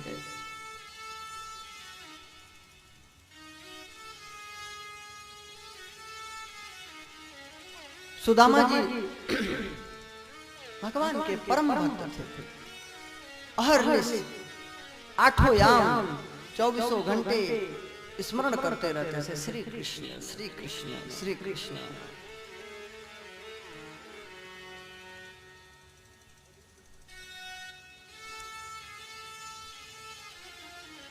सुदामा जी तो अपनी कमजोरी कैसे बताएं कि मैं गरीब हूं। फिर मिल करके जाने जब लगे, सोचने लगे, चलो भगवान ने कुछ नहीं दिया, अच्छा ही किया। अगर दे देते तो हो सकता था मैं अहंकारी हो जाता, मेरे अंदर अहंकार आ जाता, इसलिए भगवान ने कुछ नहीं दिया।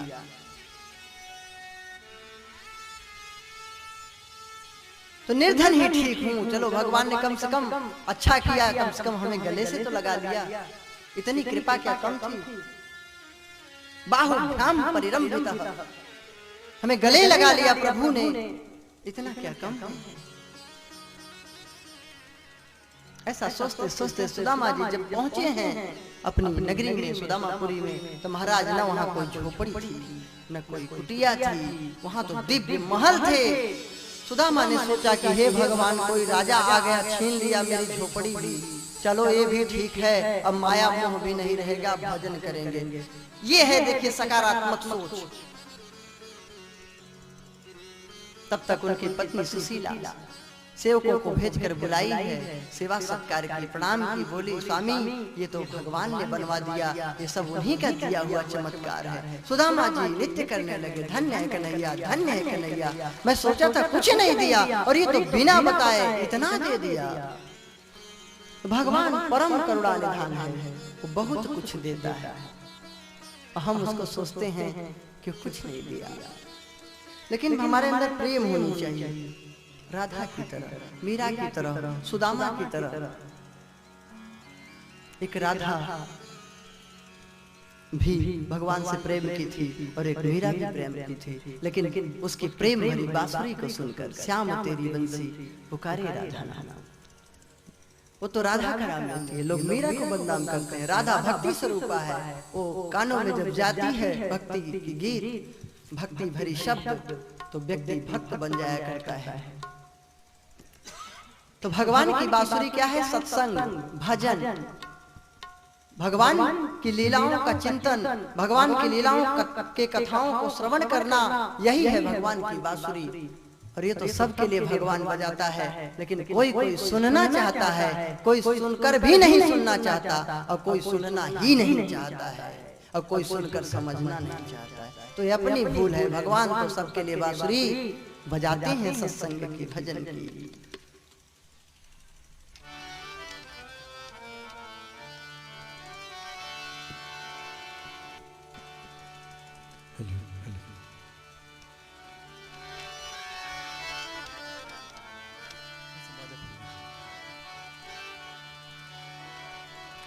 अजय द्विवेदी जी और श्री मोहन पांडे जी की तरफ से ये फरमाइशी भजन सुना रहा हूं। आप सभी का स्वागत है।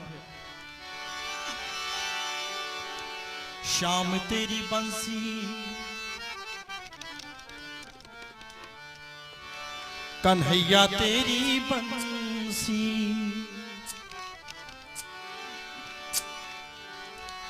पुकारे राधा नाम।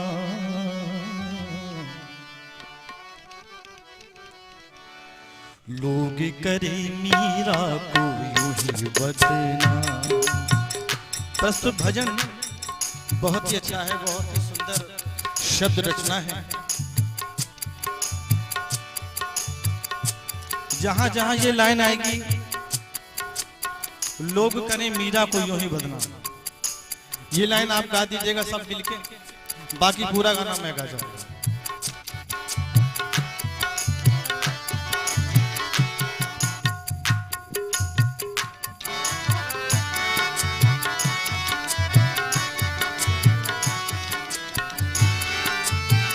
शाम तेरी बंसी कन्हैया तेरी बंसी, शाम तेरी बंसी पुकारे राधा नाम।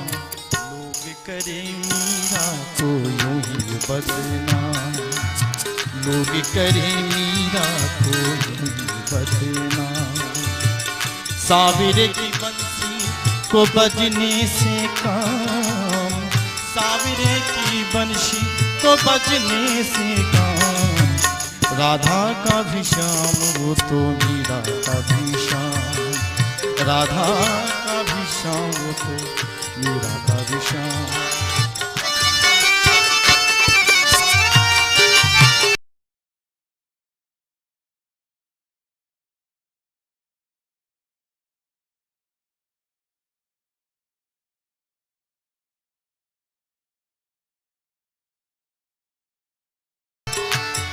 राधा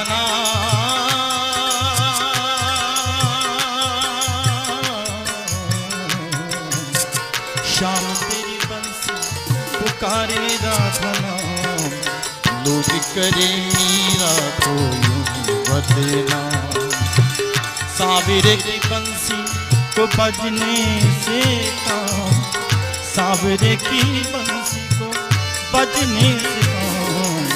राधा का भी श्याम वो तो मीरा का भी श्याम, राधा का भी श्याम वो तो मीरा का भी श्याम, राधा का भी श्याम वो तो मीरा का भी श्याम, राधा का भी श्याम वो तो मीरा का भी श्याम। बोलिए भक्त वत्सल भगवान की जय हो। सुदामा जी पर कृपा किए प्रभु। इसके आगे कथा आती है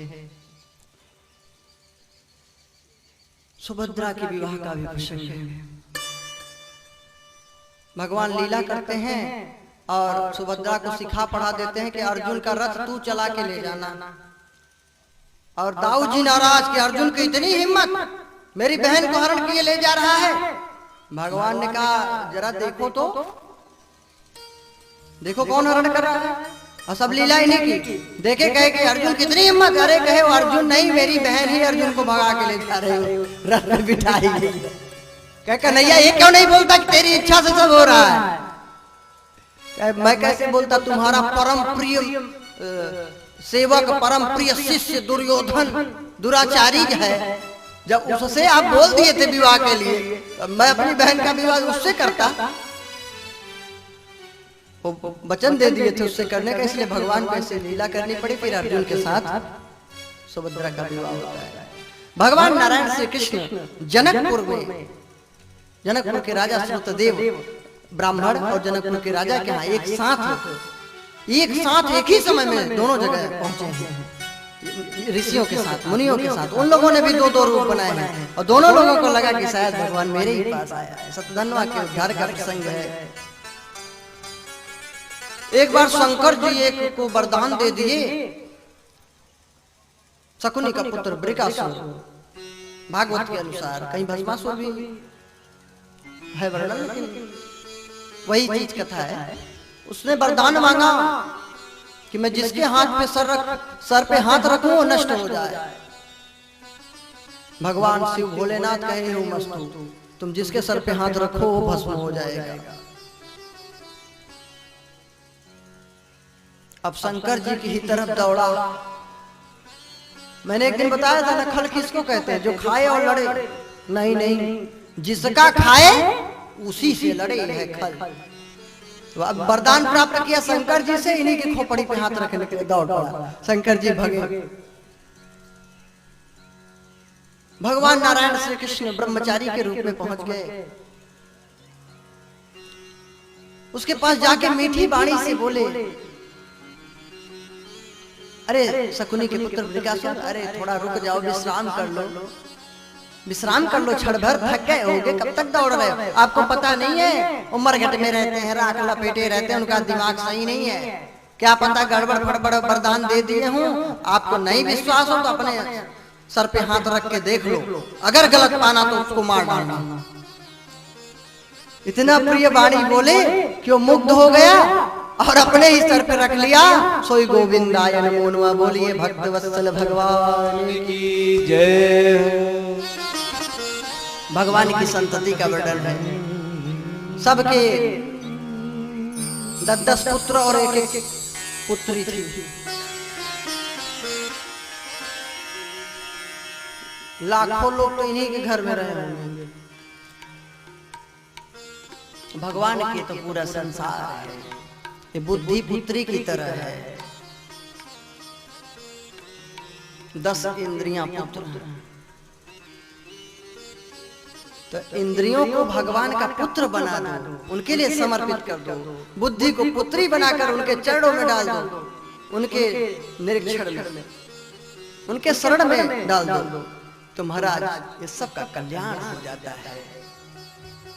तो 10 पुत्र और एक पुत्री, सब रानियों को 16,108, गुड़े 11। इतना तो इन्हीं घर में ही थे। और फिर इनके पौत्र इत्यादि पता नहीं कितने। कथा रूप में दर्शाया गया है। आध्यात्मिक भाव अगर विचार किया जाए तो इन इंद्रियों के लिए ही कहा गया है। तमाम तरह की विचारें, जो भक्ति की भाव हैं, बहुत प्रकार की भाव कथा में, लीला में, यही सब 16,108 रानियां हैं। और इनकी 10 इंद्रियां पुत्र हैं और बुद्धि पुत्री है। तो ये सब भगवान की हैं। इससे क्या शिक्षा मिलती है कि 10 इंद्रियां और बुद्धि ये सब भगवान के चरणों में समर्पित करने के लिए होता है। यही समझ जाओ तो आपकी भक्ति हो जाए। बस नारद जी को भ्रम हो गया था कि मुझे तो एक भी विवाह नहीं करने दिए, अपना देखो इतना विवाह। भगवान ने कहा नारद जी जाओ, जिस रानी के पास मैं न रहूं उससे तुम विवाह कर लेना, मुझे कोई कष्ट नहीं होगा। नारद जी दौड़ दौड़ के सब महल में गए, कक्ष में गए, जहां देखते हैं कहीं सत्यभामा के पास भगवान विराजमान हैं, कहीं रुक्मिणी के साथ लीला कर रहे हैं, हास्य परिहास कर रहे हैं, कहीं मित्रवृंदा के साथ बैठे हुए हैं, मित्रवृंदा पंखा जल रही हैं, कहीं जामवंती उनके चरण सेवा कर रही हैं, कहीं कालिंदी उनको भोजन करा रही हैं, कहीं ठाकुर जी रानी के पास बैठकर कोई कथा इतिहास कह रहे हैं, कहीं रानी के साथ बैठकर बालकों को खिला रहे हैं, कहीं दान पुण्य कर रहे हैं, कोई सेवा कर रहे हैं। नारद जी की खोपड़ी घूमने लगी, हाथ जोड़े प्रभु 16,108 नहीं, हे कन्हैया अगर तू पूरे विश्व के लोगों से विवाह कर ले तो भी कम पड़ जाएंगे, क्योंकि तू लीलाधर है, अनंत है। भगवान लीलाधर है, उसके लिए 16,108 क्या होता है, 16,000 क्या होता है, 20,000 क्या होता है, उसके लिए तो सब बराबर।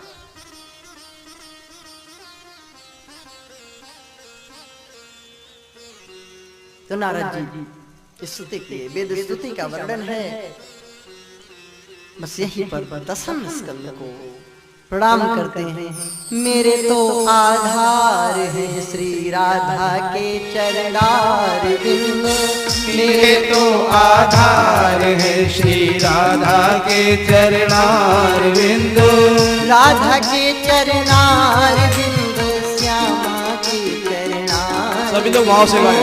राधा के चरणार बिंद, श्यामा के चरणार बिंद, राधा के चरणार बिंद, श्यामा के चरणार बिंद, राधा के चरणार बिंद, श्यामा के चरणार बिंद, मेरे तो आधार है श्री राधा के चरणार बिंद, मेरे तो आधार है श्री राधा के चरणार बिंद।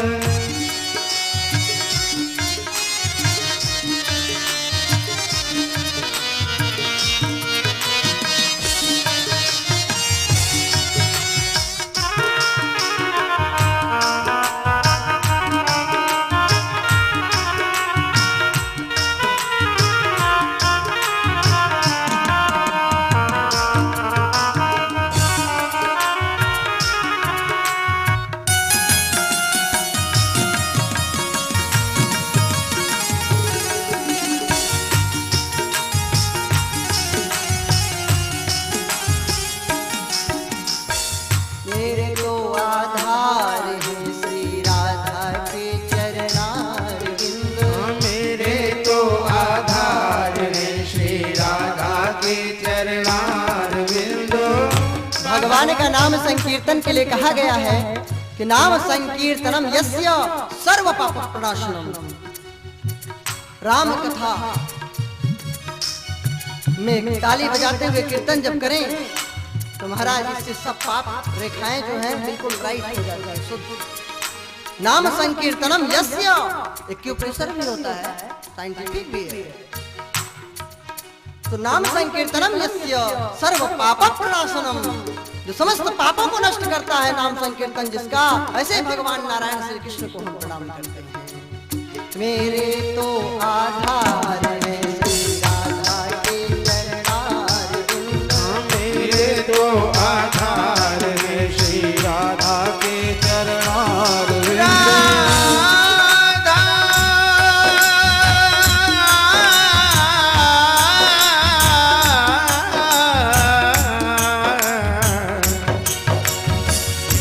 राधा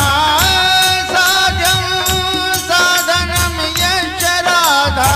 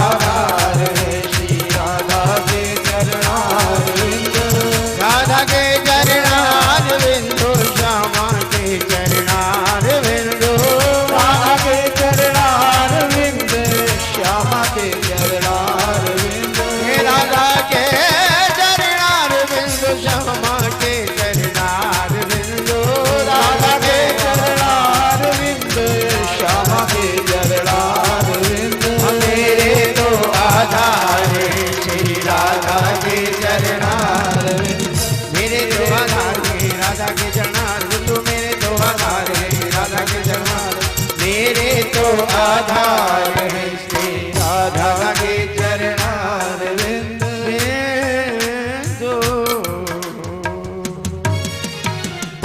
बोलिए भक्त वत्सल भगवान की जय हो।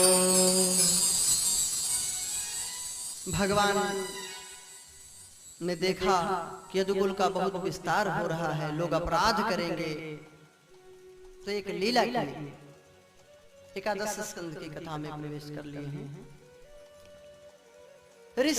ऋषियों मुनियों को वहां बुलाए, सब ऋषि मुनि लोग वहां एकत्रित है। क्यों होते थे पता है?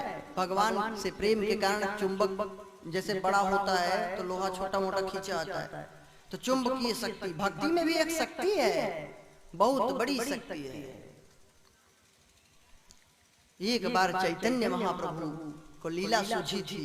एक गांव से होकर गुजर रहे थे, एक धोबी कपड़ा धुल रहा था किसी नदी तालाब पे। उन्होंने सोचा कि इससे हरि नाम कीर्तन कराऊंगा, इसको मैं भक्त बना दूंगा। वो तो भगवान के अवतार थे, उन्होंने चमत्कार भी दिखाए हैं बहुत से।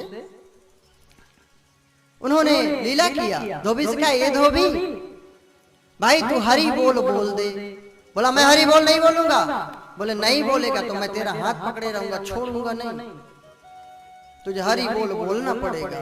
और हरि बोल कीर्तन ऐसा किया महाराज, उसकी आंखें लाल करता ही जाए, सुध बुध खो दिया।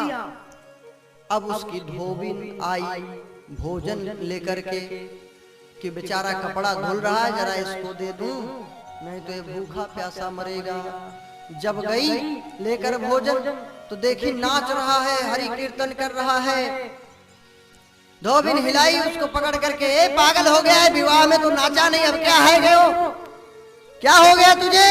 जब ही स्पर्श किया तो जैसे बिजली का करंट। धोबी तो नाच ही रहा था, धोबन भी नाचना शुरू कर दिया। हरि बोल हरि बोल हरि बोल हरि बोल हरि बोल हरि बोल हरि बोल हरि बोल हरि बोल बोल बोल हरि बोल बोल बोल हरि बोल बोल बोल हरि बोल बोल बोल हरि बोल बोल बोल हरि बोल बोल बोल हरि बोल बोल बोल हरि बोल हरि बोल हरि बोल हरि बोल हरि बोल हरि बोल हरि बोल हरि बोल हरि बोल हरि बोल। अब गांव के लोग इकट्ठा होने लगे। देखिए भाई ये धोबी न धोबी पागल हो गया है, लग रहा है कि यहाँ कोई बहुत बड़ा भूत प्रेत लग गया है। अब कुछ स्त्रियां आई, कुछ पुरुष आए। स्त्री लोग स्त्री को पकड़े, पुरुष लोग पुरुष को, जो छुए तो उसका भूत उसके भी सर पे। ऐसे करके पूरा गांव नृत्य करने लगा, कीर्तन करने लगा। ते है भगवान की भक्ति की शक्ति, चुंबकीय शक्ति। तो इसमें बहुत शक्ति है भगवान की लीला में, कथा में, भक्ति में, भजन में, संकीर्तन में। तो भगवान की भक्ति प्रेम की शक्ति से खींचे आ रहे थे ऋषि मुनि, वहां आते ही रहते थे। एक दिन द्वारिकापुरी के बालकों ने सांब को सुंदर सजाया है, दुल्हन की तरह है, युवक और युवती बना दिया। उसको लेकर के पहुंचे ऋषियों के पास। बालक बोले, हे महाराज, हे गुरुदेव, परीक्षण कर रहे थे, आप बताइए दुल्हन पुत्र को जन्म देगी कि पुत्री को? ऋषियों ने कहा, भाई काहे को परेशान करते हो, अरे थोड़ा आगे निकल जाओ, जाओ खेलो कूदो। नहीं नहीं तुम बता ही दो। दुर्वासा जी तो बताया ना, जिह्वाग्र पर क्रोध और आशीर्वाद रहता है। बुलाए, आओ आओ, किधर भटक रहे हो बच्चों, आओ हम बताते हैं क्या है। हाँ तो तुम ही बताओ, पुत्र को जन्म देगी कि पुत्री को? दुर्वासा जी बोले, अरे मूर्खो, जनयिष्यति वंदाह मूषलम कुलनाशनम, कुल का नाश करने वाला मूषल जन्म दे। और सचमुच में जब कपड़े हटाकर देखा गया तो लोहे का मुसल मिला। उग्रसेन जी महाराज उसको घिस करके घिसवा करके समुद्र में फेंकवा दिए। एक टुकड़ा बचा रहा, उसको जरा नामक व्याध ने अपने धनुष की बाण की नोक पर लगा लिया है।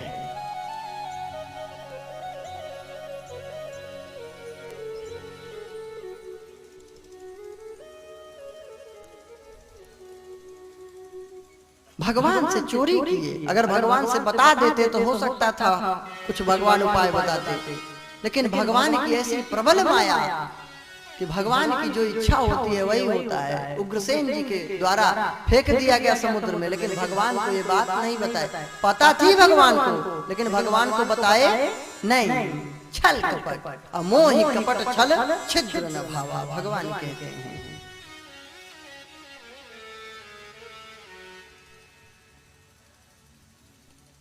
नारद जी, वसुदेव जी का प्रसंग है। इसमें निमि जी महाराज नवयोगेश्वरों का प्रसंग है। कभी हरि अंतरिक्ष प्रबुद्ध पिपलायन आविर्भूत दुमिल चमत्स और करभाजन। भक्ति क्या है, भक्त क्या है, भगवत भक्ति का लक्षण क्या है, माया क्या है, माया का स्वरूप क्या है, जीव का स्वरूप क्या है, ये सब प्रश्न किए हैं। तो जिसका आप 7 दिन से सुनी तो रहे हैं भक्ति क्या है, अभी तक अभी नहीं समझ पाए कि भक्ति क्या है। मैंने बताया था ना कि भजन क्या है, भज धातु से बना है। प्रेम करना, सेवा करना और पूजा करना। भगवान के लिए किया गया प्रत्येक कार्य भक्ति है। भगवान ने तो कहा है मम निमित्तम कृतम पापम तद धर्म इति कथ्यते, मेरे लिए किया गया संपूर्ण पाप भी धर्म है, वह भक्ति है, ऐसा भगवान ने कहा है। तो भगवान के लिए प्रत्येक कार्य भक्ति है। हो सकता है हमारी दृष्टि में वो आपका काम अच्छा ना हो, लेकिन पता नहीं आपके अंदर क्या चल रहा है। भगवान के लिए अगर कर रहे हैं तो कार्य आपकी भक्ति है। भगवान के लिए आरती करना, पूजा करना, सेवा करना, आस्था रखना, विश्वास करना, ध्यान करना, योग करना, जप करना, सब भक्ति के अंग है। जैसे भोजन, भोजन आप किसे कहेंगे? रोटी को भोजन कहते हैं कि रोटी बोलते हैं? चावल को, दाल को, सब्जी प्रसाद को, इसको भोजन बोलते हैं? नहीं। और जब एक साथ इकट्ठा हो जाते हैं सब व्यंजन तो उनका नाम भोजन हुआ करता है। उसी प्रकार जब श्रद्धा, समर्पण, पूजा, सेवा, अर्चना, वंदना सब एक साथ इकट्ठा हो जाते हैं तो उसका नाम भक्ति हुआ करता है। अब भक्ति के लक्षण हैं। अगर आपके अंदर लक्षण नहीं है तो आप भक्त नहीं है। भक्तों की गाथा सुन करके जो नैन अश्रु से भरा नहीं, भक्तों की गाथा सुन करके जो नैन अश्रु से भरा नहीं, वाणी अवरुद्ध नहीं जिसकी दवित चित्त को करा नहीं, प्रीति नहीं प्रभु भक्तों में संतों में श्रद्धा जरा नहीं, प्रीति नहीं प्रभु भक्तों में संतों में श्रद्धा जरा नहीं, कांत पतित अनभिज्ञा भी वह भक्त पथिक है खरा नहीं, कांत पतित अनभिज्ञा भी भक्त पथिक है खरा नहीं। अगर भक्ति है रोंगटे खड़े हो जाएंगे, गदगद वाणी हो जाएगी, नेत्रों से अश्रु छलक पड़ेंगे, भाव विभोर हो जाएंगे, मूर्छित से होने लगेंगे, पसीने होने लगेंगे, रंग अलग होने लगेगा शरीर का, पत्थर की तरह हो जाएंगे, मूर्तिवत। ये भक्ति के लक्षण हैं। आप कहते हैं ना क्या कैसे मालूम कि भगवान है, भक्ति है?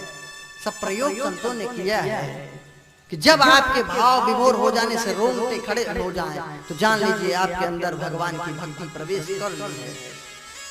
और जिसके हृदय में भगवान की भक्ति है भगवान उसके बस में है। भक्ति सूत्रोपनद्ध, भक्ति रूपी डोरी से ही भगवान को बांधा जा सकता है, अपने पास बुलाया जा सकता है, नहीं तो वो आने वाले नहीं। ये भक्त के लक्षण हैं। और ये जिसके अंदर हो वो भक्त, और ये जिससे प्राप्त हो वो भक्ति। भक्त का तो कायेन वाचा मनसेन्द्रियर्वा बुद्ध्यात्मना वा अनुसृतस्वभावात् करोति यद् यत् सकलं परस्मै नारायणायेति समर्पयेत्। मन कर्म वचन से जो कुछ भी करो सब भगवान के लिए है, ऐसी मान करके सबको समर्पित भाव से करिए तो वही भक्ति बन जाएगी। भगवान से विमुख जो कुछ भी है सब माया है। भगवान से विमुख करने वाली जो भी कुछ दृश्यमान जगत है वो सब माया है। अगर वही दृश्यमान जगत में हम ईश्वर को बिठा दें तो वही माया भगवान की दाया बन जाती है और यह भक्ति बन जाती है।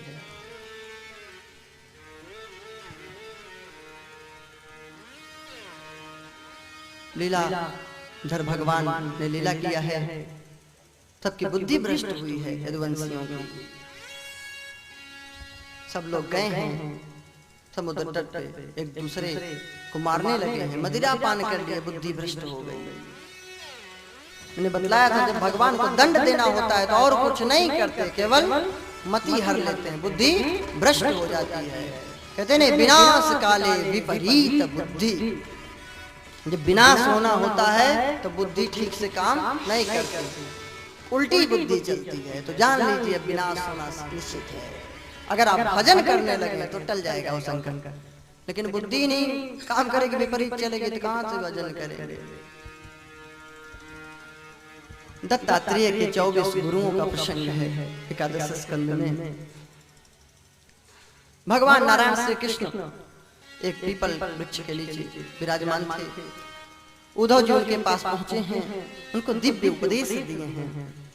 भगवान ने कहा है कि जहां कहीं से भी अच्छी शिक्षा मिले, किसी से भी अगर अच्छी बात मिल रही है तो उसको स्वीकार कर लेना चाहिए, इसी में हमारी भलाई है। दत्तात्रेय के 24 गुरुओं की शिक्षा करते हैं। 24 गुरु कौन कौन से थे?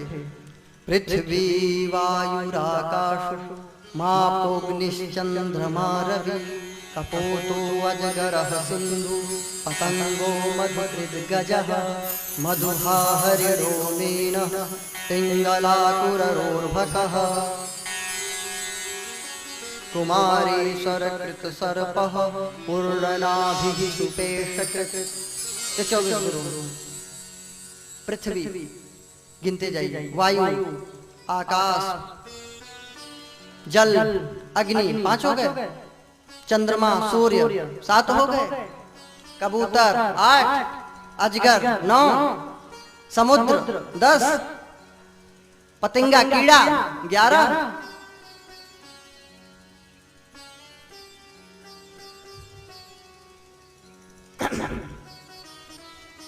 मधुकृत मधुमक्खी और हाथी कितना हो गया?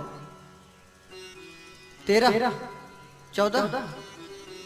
अच्छा गिनते जाइए। मधुहा शहद निकालने वाला, हिरण, मछली, कुंभला, पिंगला वेश्या, कुरर पक्षी, अर्भक अर्थात बालक, कुमारी कन्या, बाण बनाने वाला, सांप और मकड़ी। 24 हो गए, चलो ठीक, पास हो गए हम। पृथ्वी से क्या शिक्षा लिया? पृथ्वी से शिक्षा लिए कि पृथ्वी पे कितना खोदते हैं लोग, थूकते हैं, सब कुछ करते हैं, लेकिन पृथ्वी मैया नाराज नहीं होती, उल्टे एक दाने के बदले 10-20 दाने 50 दाने देती है। पृथ्वी के ही अंश से निकले हुए वृक्षों से भी शिक्षा लेनी चाहिए कि कोई कंकड़ पत्थर मारता है फिर भी वृक्ष फल देते हैं। पृथ्वी से धैर्य की शिक्षा लेनी चाहिए, धीरज धारण करना चाहिए। वायु से क्या शिक्षा लेनी चाहिए? ये दुर्गंध सुगंध सब नासिका का गुण है, वायु का नहीं। वायु तो अपना मस्त चल रहा है, दुर्गंध आया तो दुर्गंध को ले गया, सुगंध आया तो सुगंध को उड़ा ले गया।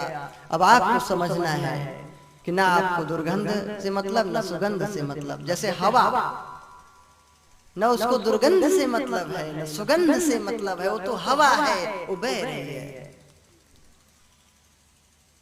बहती हवा कहती यही, बहते रहो, मिलोगे शांत सिंधु में, चलते रहो। कांत शांत सिंधु तू परमात्मा को जान ले, रुकना नहीं श्रीकांत तू जब तक उसे न जान ले। खिलती कली कहती यही, खिलते रहो, मिलोगे शांत सिंधु में, चलते रहो।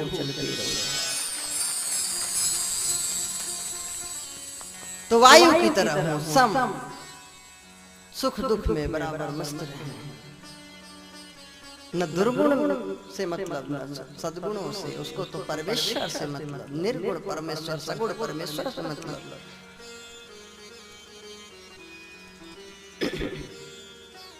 आकाश से क्या शिक्षा लिया? आकाश में बादल आते हैं चले जाते हैं, विचलित नहीं होता। बादल आए जाएं, कोई फर्क नहीं, कोई प्रभाव नहीं। उसी प्रकार आत्मज्ञानी आत्म तत्व में मस्त महापुरुष के लिए कौन अपना कौन पराया, उसके लिए तो पूरा जगत एक समान हो जाता है। जल से क्या शिक्षा लिया?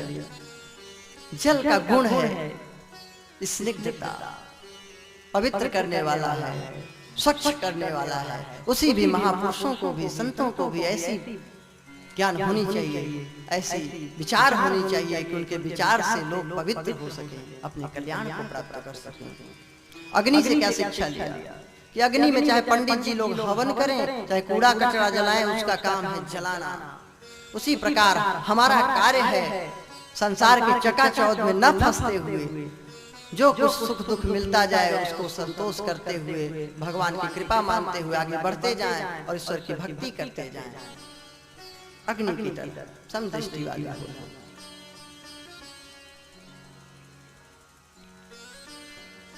चंद्रमा से क्या शिक्षा लिया? कि चंद्रमा की कलाएं घटती बढ़ती हैं, लेकिन चंद्रमा एक है। उसी प्रकार शरीर बढ़ता है, छोटा होता है, बड़ा होता है, बूढ़ा होता है, मर जाता है, लेकिन आत्मा नहीं। सूर्य से क्या शिक्षा लिए? कि जैसे कई प्रकार के घड़े रख दीजिए, कई जगह जल हो तो उसमें हर जगह सूर्य दिखता है, लेकिन सूर्य एक होता है। उसी प्रकार जीव मात्र के अंदर जो आत्मा है वह एक ही है, अलग अलग रूपों के कारण, अलग अलग शरीर के कारण भिन्न भिन्न प्रतीत हो रहा है। कबूतर से शिक्षा लिया कि कबूतरी बड़े प्रेम से रहते थे, उनके बच्चे हुए, मोह में पड़ गए उनकी आवाजों को सुन करके। जैसे हम गृहस्थ आश्रम में फंस करके भक्ति नहीं करते, गृहस्थ आश्रम खराब नहीं है, वहीं से संत होते हैं, वहीं से भगवान प्रकट होता है। गृहस्थ आश्रम में रह करके भगवान को भुला देना, ये है बहुत बड़ा जंजाल, यह है दुख का कारण। तो लोग परिवार आसक्त कबूतरी एक दिन गए थे दाना चुगने के लिए बाहर, इनके बालकों को शिकारी अपने जाल में फंसा लिया। कबूतरी भी मोह में गई, वो भी फंस गई, कबूतर भी मोह में फंस गया और सब के सब मारे गए। उसी प्रकार हम भी मोह करते रहते हैं, पत्नी पति बच्चे सब आपस में, और भगवान के लिए समय नहीं निकाल पाते, और अंत में काल रूपी शिकारी आता है और माया रूपी जाल में फांद लेता है, और हम समय रहते नहीं चेत पाते और गर्त में गिर जाते हैं, मृत्यु को प्राप्त हो जाते हैं। फिर जन्म मृत्यु का सिलसिला चलता रहता है। अजगर से क्या शिक्षा लिया? अजगर करे न चाकरी, पंछी करे न काम, दास मलुका कह गए सबके दाता राम। अजगर कोई काम नहीं करता, जो मिल गया खा लिया, नहीं मिला जय श्री राम। उसी प्रकार संत महापुरुषों के लिए लिखा है कि भजन करें, ज्ञान तत्व को समझें, उनका काम नहीं है। सांसारिक कार्य वो करेंगे तो उन्हें संत बनने से क्या फायदा? न जो कुछ रूखा सूखा मिल जाए उसी में संतोष करें, प्रसन्न रहें।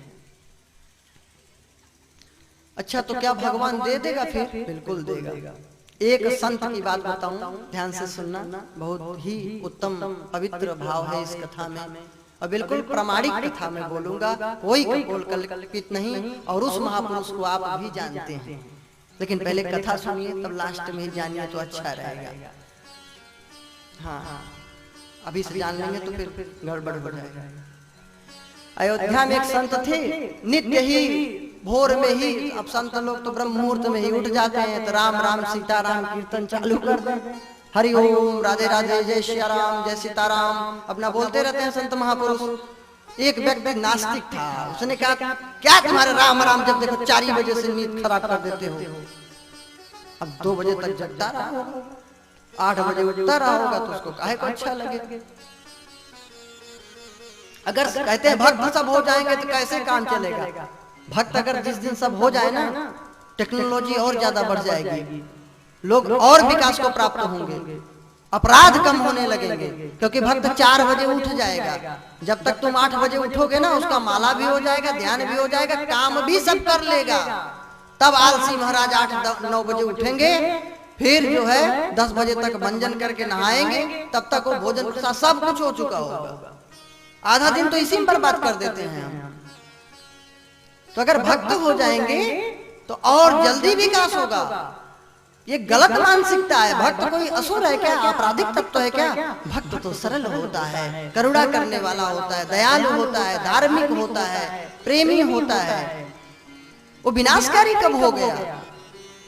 ये हमारी गंदी सोच है। वो विनाशकारी नहीं है, वो मंगलकारी है। अगर सभी भक्त हो जाए वैज्ञानिक, सभी भक्त हो जाए डॉक्टर, सभी भक्त हो जाए इंजीनियर, सभी भक्त हो जाए वर्कर, तो महाराज विचार करिए, कभी चोरी होगी, कभी अपराध होगा? विचार करके देखिए, आपको लगेगा कि वास्तव में काम तो वही करना है, लेकिन भक्त बन करके करना है, तो वही कार्य हमारा परिपूर्ण भक्ति बन जाएगी और हमारा कल्याण हो जाएगा। फिर कोई यहाँ पे पाप अनाचार दुराचार नहीं रहेगा, सब संस्कारवान होंगे, देश और उन्नति को प्राप्त होगा। ये हमारा भूल है। भक्त बनना मतलब कि क्या नाश कर दिया देश का? कभी सुने कोई संत लेकर के गन और बम जा जाके सबको मार रहा हो? सुने हो तो बताओ एक आध। फिर भी हम लोगों को गलत शिक्षा दी जा रही है, उनके प्रति हमको भड़काया जा रहा है, गलत दिशा की ओर हमको ले जाया जा रहा है। उस दिशा से हमको मुड़ना होगा।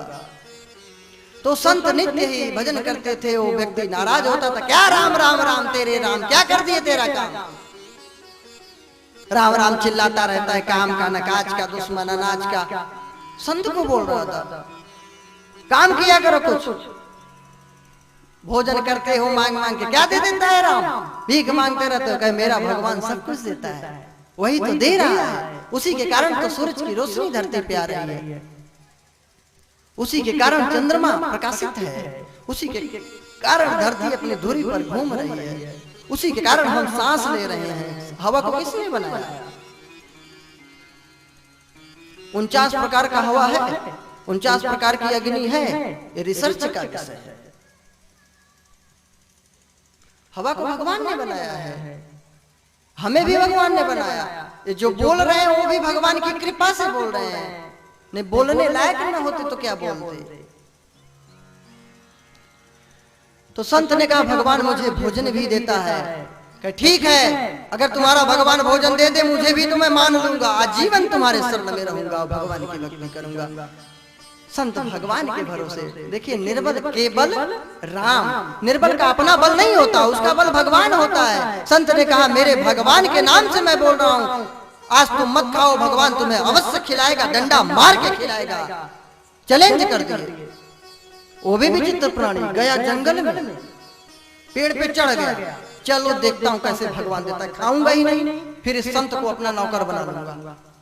शर्त हुई थी कि भाई अगर भगवान खिला दिया तो मैं आजीवन आपका दास बनूंगा, और नहीं खिलाया तो आप दास बन जाना। बोले ये मस्त, ठीक है, ऐसा ही होगा। जंगल में चला गया, तभी देखता है कि वहां कुछ यात्री राहगीर पथिक लोग आए हैं और वहां पे भोजन बनाने लगे। बड़ा चिंता में पड़ा कि भगवान ये कहां से बला आ गई, लग रहा है खिला देंगे क्या? चलो कोई बात नहीं, पेड़ पर से उतरेंगे, देखते हैं कैसे खिलाता है। पेड़ पे चढ़ा रहा, भोजन सब सिद्ध हो गया, प्रसाद बन गया। भोजन सिद्ध करके वो राही लोग प्रसाद पाना चाहते थे कि इतने में डाकुओं का गिरोह आ गया, भगे सब पथिक। डाकू लोग देखे बढ़िया सुंदर भोजन, कहे यार भूख लगी है, चलो खाया जाए। तभी एक समझदार डाकू था, उसने कहा नहीं नहीं, इसमें जहर मिला के कोई चला गया होगा, हम सब फ्री में मारे जाएंगे, बेमौत मारे जाएंगे। तो कौन मिलाया है? कहे ढूंढो, यही कहीं छिपा होगा, उसी को खिलाएंगे हम लोग पहले। अब बंदूक की नोक ऊपर उठाए, कलयुग की घटना है, बहुत दिन की नहीं। उठाए बंदूक की नोक ऊपर से, जो है वृक्ष पर चढ़ा था, कांपने लगा, हालत खराब, लंबी सांसें लेने लगा, पत्ते हिले। देखा एक डाकू ने, ये रहा चोर, इसी ने जहर मिला, उतर नीचे। उतारा नीचे, चल खा इसको। बोला नहीं खाएंगे। खा लेता तो कैसे काम बनेगा? इसी का शर्त रखा है, खाना नहीं है। संत ने कहा डंडे मार के ना भगवान खिलाए तो मैं संत बनना छोड़ दूंगा। भगवान को चैलेंज करोगे। महाराज नहीं खा रहा था तो 4 तमाचे कस करके कनपटी पे दिया है डाकुओं ने। खा रहा है कि नहीं, तब भी नहीं खाए कि गड़बड़ हो जाएगा। बंदूक के कुंदे कुंदे जब पीटे तत्काल खाने लगे। पहले तो रोए हैं शारीरिक कष्ट के कारण, लेकिन जब भगवान की कृपा को याद किए तो प्रसन्न हो गए। डाकुओं ने पूछा क्यों हंसता है, अब मरना है मर। कहे अब हम कभी नहीं मरेंगे। ये भगवान की लीला को हमें देखना था। एक संत से शर्त रखा था, आज मैं संत से हार गया, अब मैं भगवान का हो गया। जब इस कथा को सुना है तो डाकू लोग भी भगवान के भक्त बन गए। और वही जो व्यक्ति था नास्तिक, वही व्यक्ति एक बहुत बड़ा संत बन करके सबके सामने प्रस्तुत हुआ। उसका नाम हुआ मलूक दास। उन्हीं का यह दोहा प्रसिद्ध है, अजगर करे न चाकरी, पंछी करे न काम, दास मलूका कह गए सबके दाता राम, सबके दाता राम। बताइए अब क्या कभी नहीं थे वो? क्या ये दोहा उनका नहीं है? थे, उनकी घटना है। इसीलिए मैंने बोला ना कि आप सब जानते हैं। कथा हो सकता है ना जानते रहे।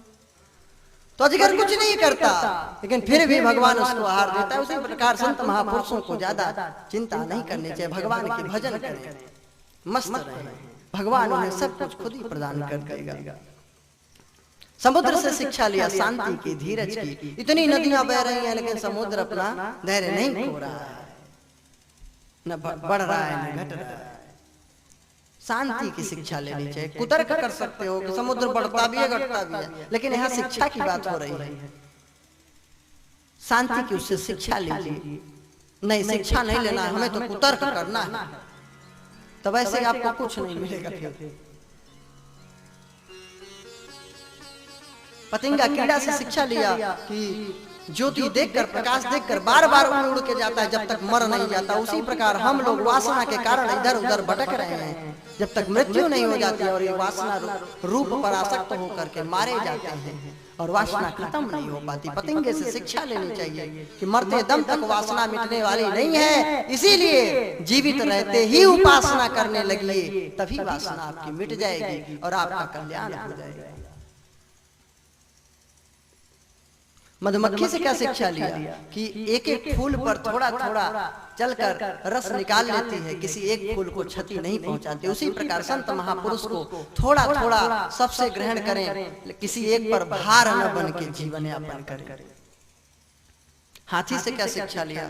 जब शिकारी हाथी का शिकार करना होता है तो एक हथिनी कागज की बहुत बड़ी बनाते हैं, गड्ढा नीचे होता है, हाथी हथिनी से प्रेम करने के लिए दौड़ता है, गड्ढे में कूद कर मारा जाता है।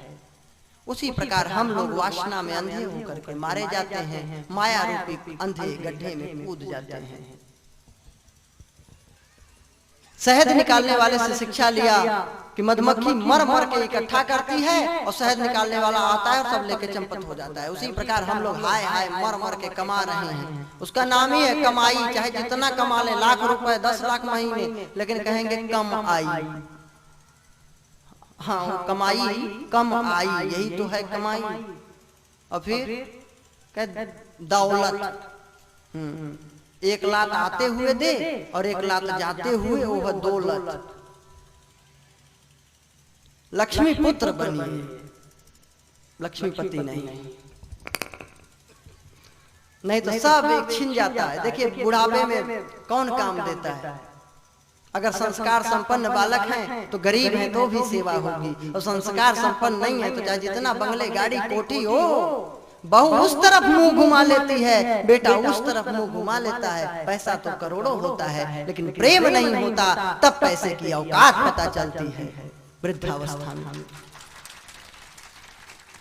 पैसा आवश्यकता है, साधन है, लेकिन साध्य आपका भगवान होना चाहिए, लक्ष्य आपका ईश्वर होना चाहिए, भक्ति होना चाहिए, तब आपका कल्याण होगा। हम लोग साध्य धन को ही कर लिए हैं, इसलिए दुखी हैं। शहद निकालने वाले से शिक्षा लिया था कि हाय हाय मत करिए, जो कुछ भगवान ने दिया संतोष करिए।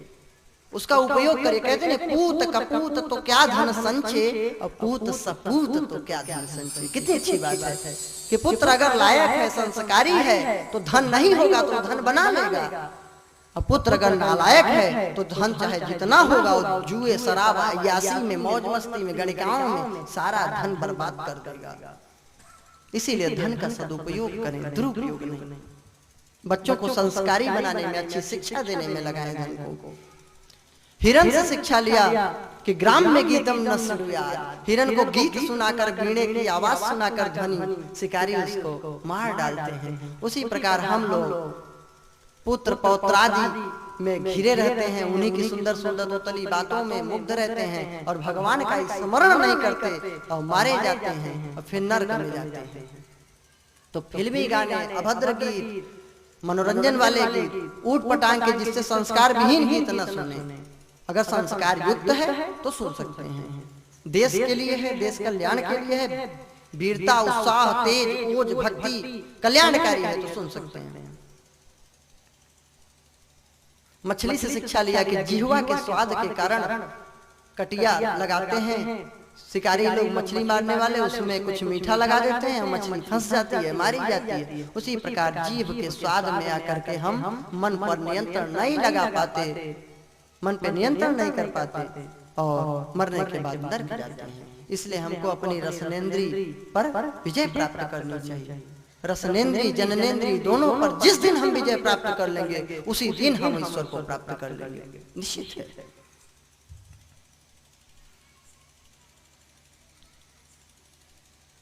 पिंगला वेश्या से शिक्षा लिया। एक वेश्या थी गणिका, जनकपुर की। वो खूब सज धज के इंतजार कर रही थी, कोई पुरुष आएगा, उसके पास उसका उपभोग करेगा, उसको पैसा देगा, धन देगा। उस दिन कोई नहीं आया, रात्रि बीतने लगी, वह दुखी हो गई। उसने कहा हाय हाय धिक्कार है, ये नरक का द्वार शरीर, 9 दरवाजे हैं, 2 कान के, 2 आंख के, 2 नासिका छिद्र, 1 मुंह, 1 मलमूत्र के द्वार, इनसे केवल गंदगी निकलती है। इन्हीं पे मैं फिदा हो गई। अगर मैं परम पुरुष नारायण से प्रेम करती जितना साधारण संसारिक पुरुषों से करती हूँ तो शायद मुझे भगवान मिल जाते। इस नाहक ही शरीर रूपी घर में आसक्त हुई। इसमें अस्थियों के, हड्डियों के महल बने हुए, खंभे हैं, रक्त मांस से खूब बढ़िया सीमेंट ये सब लगा दिया गया, छत तैयार, रोम नाखूनों से सजा दिया गया है। इस पर मैं आसक्त हो गई। तो उससे क्या शिक्षा लिया? जब उसने आशा छोड़ दिया संसार की, तब वो सुखम सुस्वाप पिंगला, सुखी सो पाई। तो क्या दुख का कारण है? आशा ही परमं दुखम, नैराश्यम परमं सुखम, यथा संच्छिद्य कांताशाम। सुखम सुस्वाप पिंगला। पराये पुरुषों की आशा जब छोड़ दी है तब पिंगला शांति से सुखी होकर सोई है। तो हमें भी आशा केवल राम जी से करना चाहिए, भगवान से। संसार की आशा करोगे तो धोखा मिलेगा, दुख मिलेगा, क्लेश मिलेगा। दत्तात्रेय जी और यदु महाराज जी के माध्यम से भगवान ने शिक्षा दिया उद्धव जी को। कुरर पक्षी से शिक्षा लिया कि वो मांस का टुकड़ा लेके दौड़ रहा था, उसके पीछे पक्षी दौड़ पड़े, जब वो छोड़ा है तब उसका कल्याण हुआ है।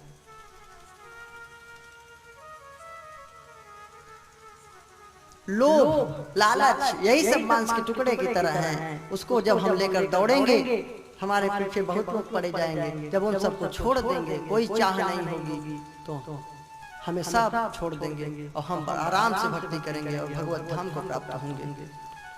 क्योंकि सबसे खतरनाक बीमारी है चाह। हाँ, ये चाह ही हमें इतना कर्म कुकर्म कराती है। चाह पैसों से आनों में आती रही, चाह पैसों से आनों में आती रही, चाह आनों से रुपया भुनाती रही, चाह रुपयों से नोट बनाती रही, चाह नोटों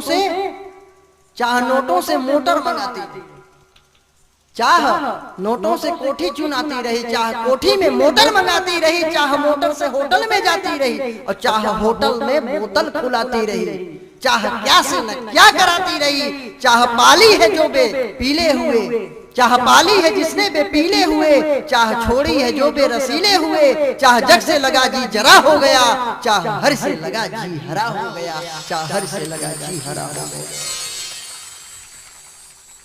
तो भगवान से प्रेम की लालच करिए, सांसारिक वस्तुओं का प्रलोभन बनना।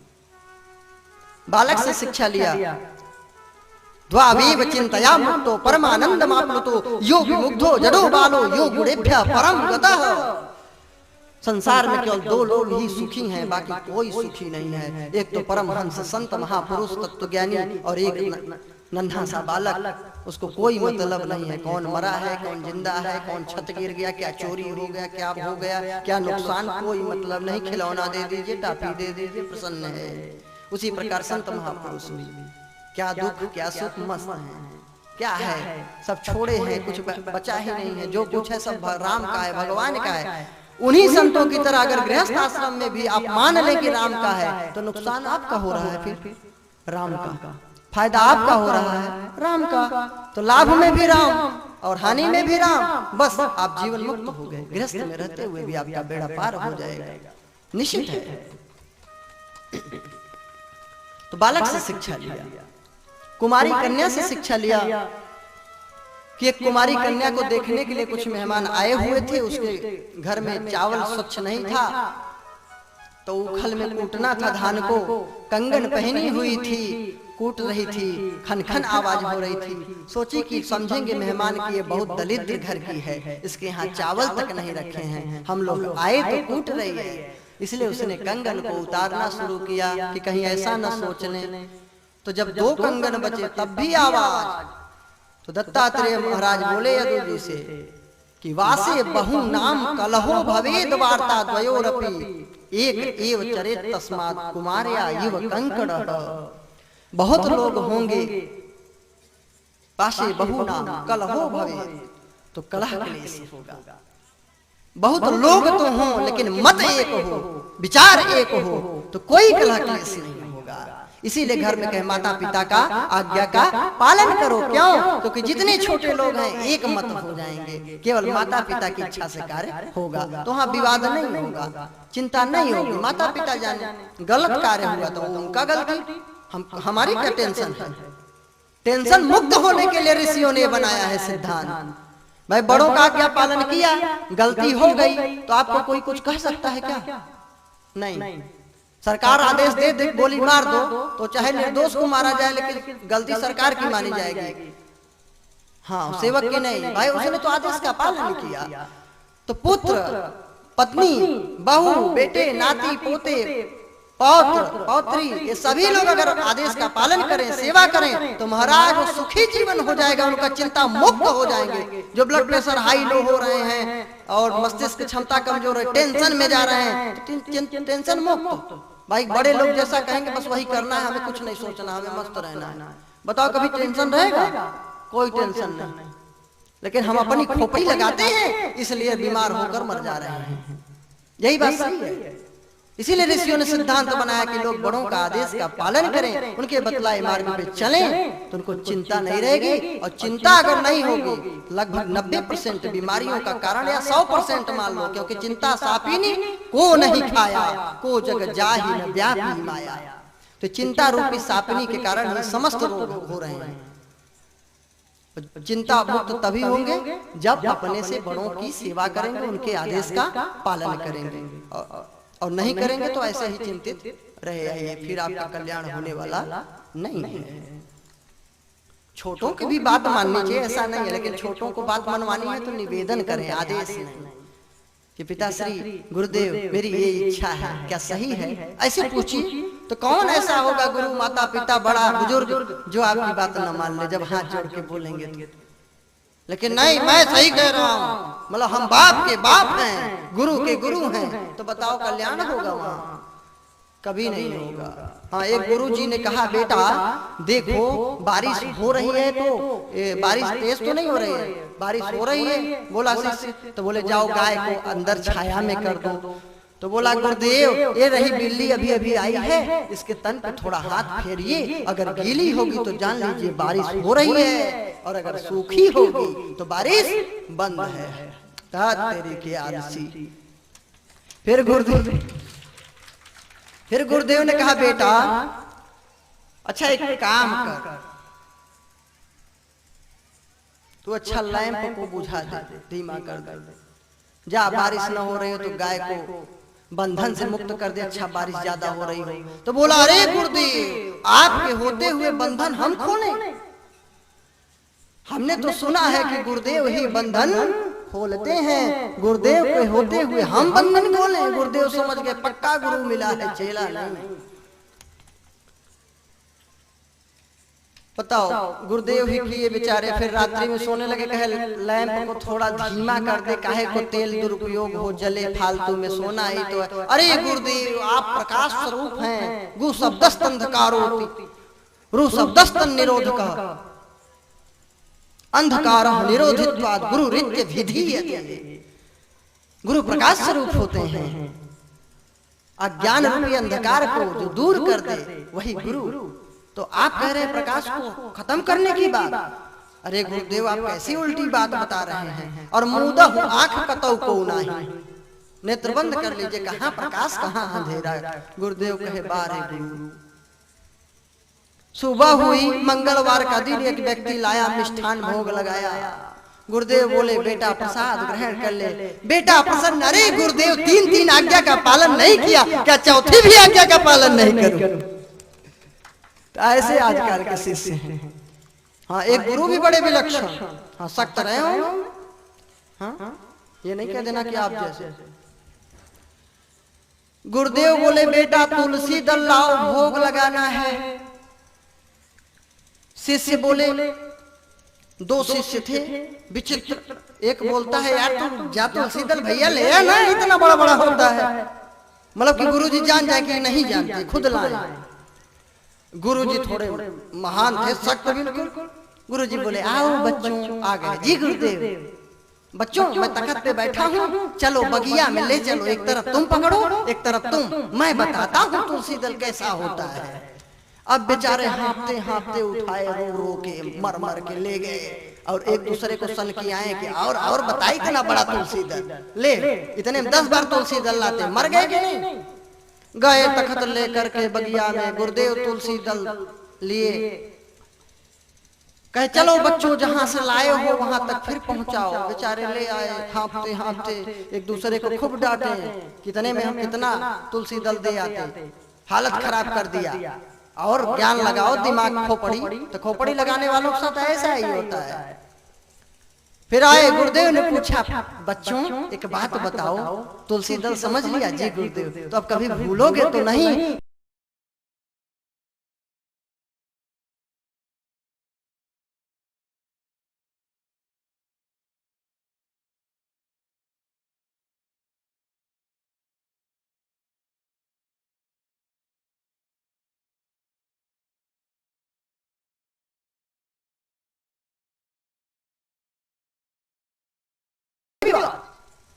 क्योंकि बातें चित करेंगे, विवाद करेंगे।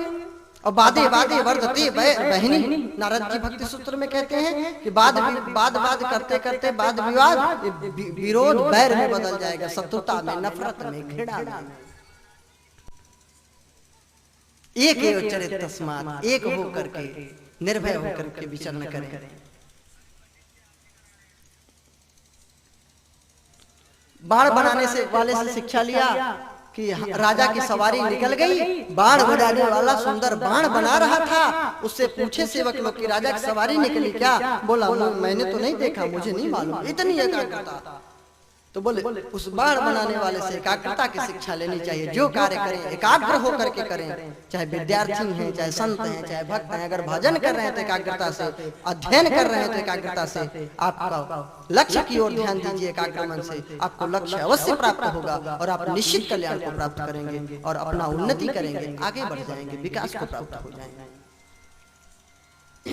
सांप से शिक्षा लिया कि सांप अपना घर स्वयं नहीं बनाता, जहां मिल गया वहीं रुक गया। उसी प्रकार संत महापुरुष को जो भी कहीं भी निर्माण, मंदिर और गुफा जहां भी मिल जाए वहां आराम से रहें, अपने लिए चिंता करने की जरूरत नहीं। ये सांप से शिक्षा लिया। मकड़ी से क्या शिक्षा लिया?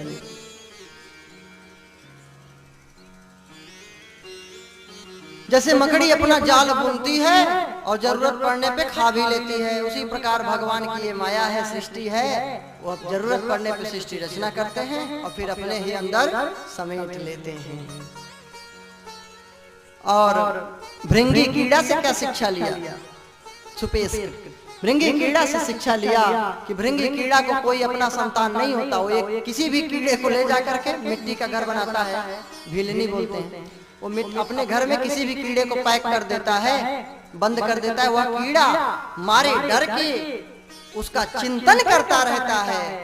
सच्ची बात है, कोई भी शोध कर ले, ऋषियों ने शोध किया था, देखिए दिया कि नहीं सूत्र कि वह भृंगी कीड़ा किसी भी कीड़े को बंद कर देता है और वह कीड़ा भय बस चिंतन करता रहता है और भृंगी कीड़ा ही बनकर निकलता है। यह देखिए थ्योरी कि जैसा आपका विचार होगा वैसे आप बन जाएंगे। तो हमें भगवान का चिंतन करोगे तो भगवान की तरह सुंदर होगे, और भूत प्रेतों का चिंतन करोगे तो बैताल की तरह बन जाओगे, पैसाची का चरण वाले। ये 24 गुरुओं की शिक्षा बतलाए हैं। भगवान से देवता लोग प्रार्थना किए हैं कि प्रभु अपने धाम को चलिए, तो भगवान लीला संवर्धन के लिए यदुवंशियों को विनाश करने के लिए बुद्धि भ्रष्ट किए थे। जो ऐरका घास बन गया था चूर्ण, और जो छोटा सा टुकड़ा बचा था उसको जरा नामक व्याध अपने बाणों की नोक में लगा दिया था।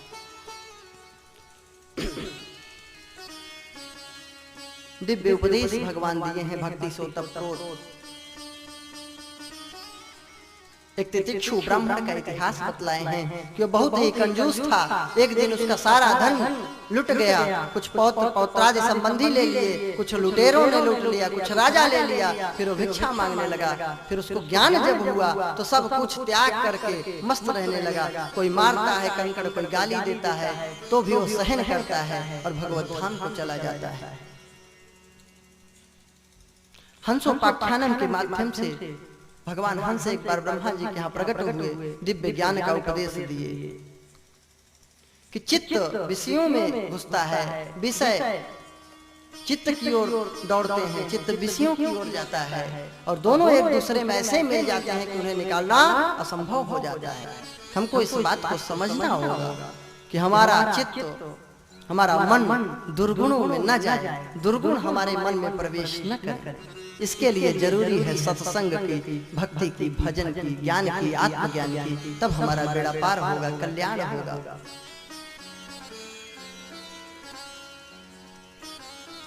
सबसे बड़ा दान ज्ञान है, ऐसा भगवान ने कहा। ज्ञान को देना ही दक्षिणा है। सबसे बड़ा सुख है भगवान की प्रेम भक्ति, सबसे बड़ा दुख का कारण है भगवान से विमुखता। भगवान ने दिव्य उपदेश दिया उद्धव जी को।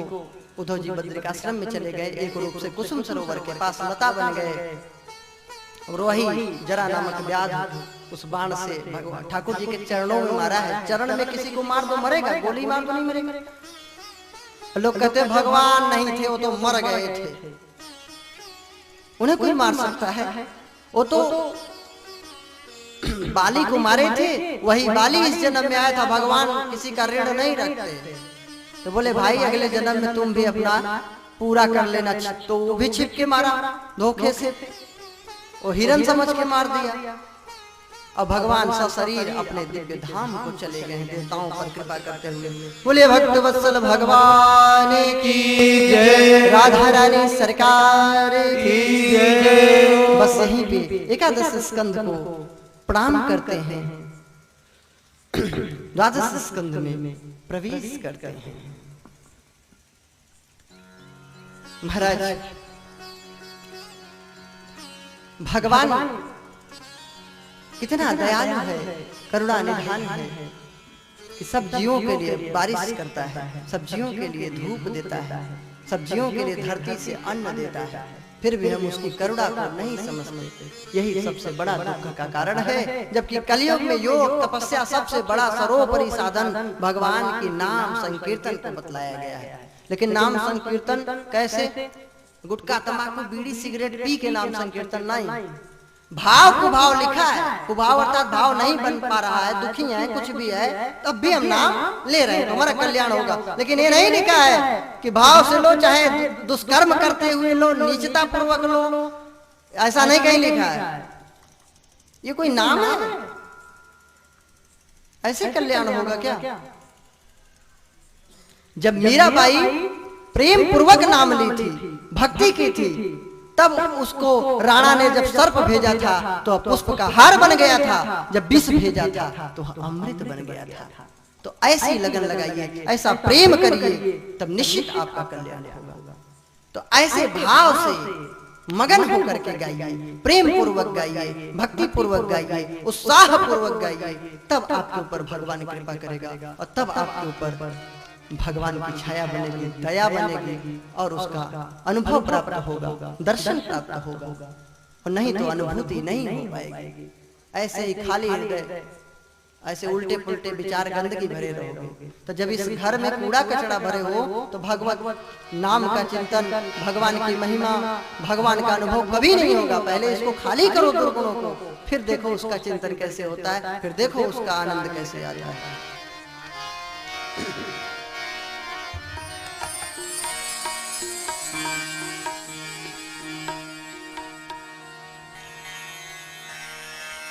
ऐसी लागी लगन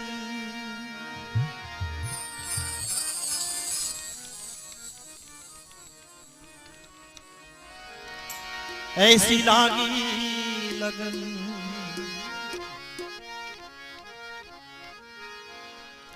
ऐसी लागी लगन लागी लागी रे लगन लागी लागी रे लगन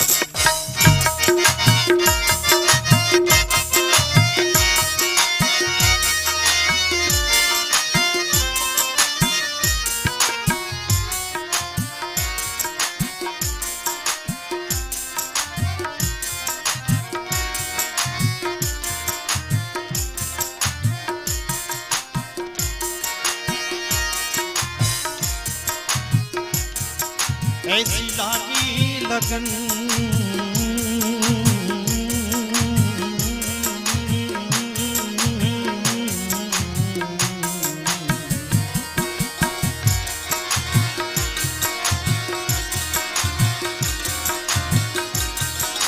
ऐसी लागी लगन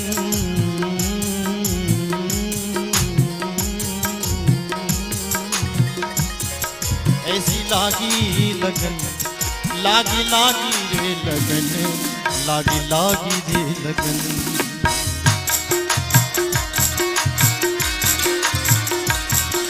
ऐसी लागी लगन मीरा हो गई मगन ऐसी लागी लगन मीरा हो गई मगन वो तो गली गली गली गली हर दिन गाने लगी ऐसी लागी लगन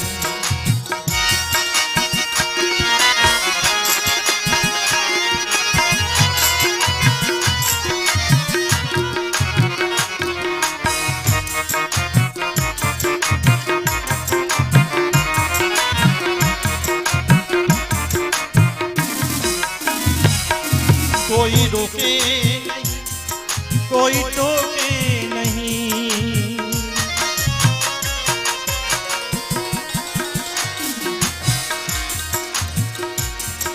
कोई रोके नहीं कोई टोके नहीं मीरा गोविंद गोपाल गाने लगी बैठी संतों के संग रंग मोहन के रंग मीरा प्रेमी प्रीतम को मनाने लगी वो तो गली गली हरी गुन गाने लगी ऐसी लागी मीरा हो गई मगन वो तो गली गली गली गली हरी गुन गाने लगी बन के जोगन चली मीरा रानी दीवानी कहाने लगी ऐसी लागी लगन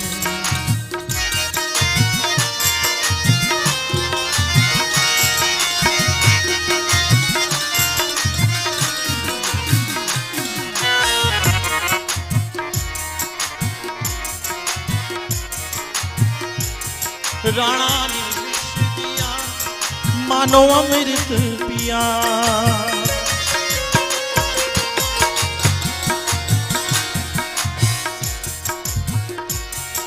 बोलिए भक्त वत्सल भगवान की।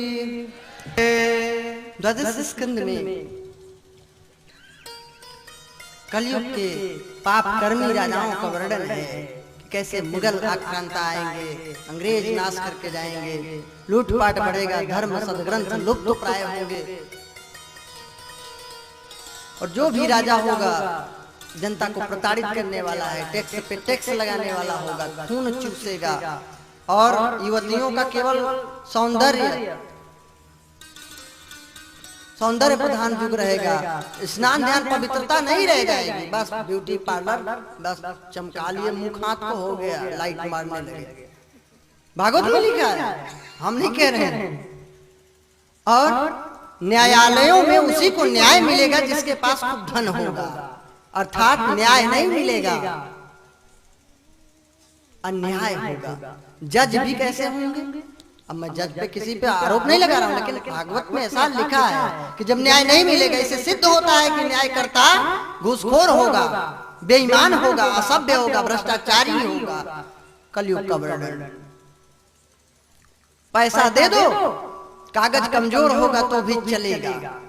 फिर कागज में बताया था ना, पैसा रख दो, अगर ईमानदारी है अच्छे काम को कराने जाइए, नहीं करेगा, कागज पड़ा है महीनों से महाराज, अब थोड़ा सा पैसा रख दीजिए, फिर देखिए घोड़े की तरह दौड़ता है कागज। ये है कलयुग।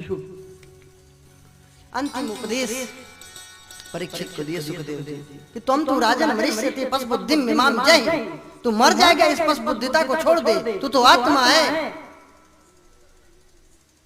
तो शरीर थोड़ी है, शरीर तो नश्वर है, आत्म रूप से तो कोई नहीं मरेगा, 7 दिनों में शरीर मरेगा, तक्षक रूपी काल डसेगा सबको 7 दिनों के अंदर, लेकिन आत्मा नहीं मरेगा। तो आत्मज्ञान जब हो जाए, आत्मबोध हो जाएगा, तो आप कभी नहीं मरेंगे, मर करके भी नहीं मरेंगे। दिव्य उपदेश दिया है। सुखदेव जी को प्रणाम किए, पूजन किए, जहां से सुखदेव जी आए थे वहीं उत्तराखंड की ओर चले गए। बोले सुखदेव भगवान की जय हो। परीक्षित जी ध्यानिस्थ हो गए ज्ञान प्राप्त करके। इधर तक्षक चला है, आया है, रास्ते में एक ऋषि मिले, उनको लौटा दिया धन इत्यादि देके, लालच में चले गए बेचारे। ने वो विष की औषधि जानते थे, सर्प विष की दवा, सब जगह फोर्स तैनात थी जन्मेजय की। परीक्षित का पुत्र जन्मेजय राज्य संभाल रहा था उस समय जब परीक्षित गंगा तट पे थे। सर्वत्र बिल्कुल लगे थे सेवक, गुप्तचर, कोई सब आने न पाए, निगरानी बिल्कुल अच्छे तरह से रखी गई थी। लेकिन वो पुष्प के माध्यम से आ गया है, जय ही पुष्प को उठाए हैं त्यों ही सर्प ने डस लिया है। और शरीर ऐसा कहते हैं, बाकी उनका शरीर तो भागवत के हिसाब से पहले ही छोड़ चुके थे, ध्यानिस्थ हो चुके थे। तक्षक डसा उसके पहले ही वे भगवत धाम में खो चुके थे, भगवत धाम को प्राप्त हुए। बोले भक्त वत्सल भगवान की जय, परीक्षित महाराज की जय। इधर सर्प डसने से मुक्त हुए, सर्प डसने से अधोगति प्राप्त होती है, लेकिन वे मुक्त हुए क्यों? भक्ति के कारण। भक्ति में कोई नियम नहीं चलता। फिर अगर भक्ति करेंगे तो चाहे जैसे मृत्यु हो, आपका कल्याण निश्चित है। आप कहेंगे कि भगवान की भक्ति करें और अंत समय में भक्ति न कर पाए, भगवान का नाम न ले पाए, तो नरक पक्का, मेहनत बेकार नहीं। हनुमान जी ने प्रश्न किया था भगवान राम से कि यदि बात आदि दोषेण मद भक्ता माम ही विस्मरेत। भगवान से पूछे कि अगर वात पित्त कफ के कारण आपके भक्त आपको भूल जाएं तो प्रभु वो तो नरक। तो भगवान ने कहा नहीं नहीं हनुमान जी, यदि बात आदि दोषेण मद भक्ता माम ही विस्मरेत। वात पित्त कफ के कारण मेरे भक्त यदि मुझको विस्मरण कर देते हैं, भूल जाते हैं मरते समय किसी कष्ट के कारण, तो भगवान ने कहा चिंता करने की कोई बात नहीं, जिंदगी भर भजन किया है तो अहम स्मरामि मद भक्तम नयामि परमां गतिम। मैं अपने भक्तों का स्मरण करता हूँ और दिव्य अपना धाम प्रदान करता हूँ। तो जब जिंदगी भर भजन करोगे तो कहाँ भगवान भूलने वाला, आप भूल जाओगे तो भगवान तो याद करेगा। लेकिन जब जिंदगी भर भजन नहीं किए तो कैसे करोगे। सर्पों के लिए यज्ञ करता है जन्मेजय, सभी सर्प स्वाहा होते जा रहे हैं। तक्षक छिप गया, इंद्र के सिंहासन में लिपट गया। ऐसा मंत्र पड़े कि इंद्र भी गिरने लगा। तब ऋषि मुनियों ने समझाया है कि भाई कोई किसी के सुख दुख का दाता नहीं है, परीक्षित को ऐसे जाना ही था, इसलिए ऐसा हुआ। आप ऐसा अनीति न करिए, किसी जीव को मत मारिए। तो सर्प यज्ञ बंद करते हैं। पुराणों के लक्षण हैं, भगवान के आयुधों का वर्णन है, वेद वेदांग का वर्णन है, भगवान के नाम संकीर्तन की महिमा है। पतितः स्खलितः चारतः, पतितः स्खलितः चारतः छुत्वा वा विवशो भुवन हरे नमः इत्युच्चैर्मुच्यते सर्वपातकात्। गिरते हुए, पड़ते हुए, खांसते हुए, छींकते हुए, कैसे भी आप हरे नमः बोले तो सब पाप से मुक्त हो जाता है जी। तो हमारे साथ सभी बोले हरये नमः, हरे नमः, हरये नमः, हरे नमः, हरये नमः, हरे नमः। फिर पुराणों के अनुक्रमणिका है इस पुराण की, भागवत जी की। कहते हैं इस अनुक्रमणिका को भी सुन लिया जाए तो कल्याण होता है।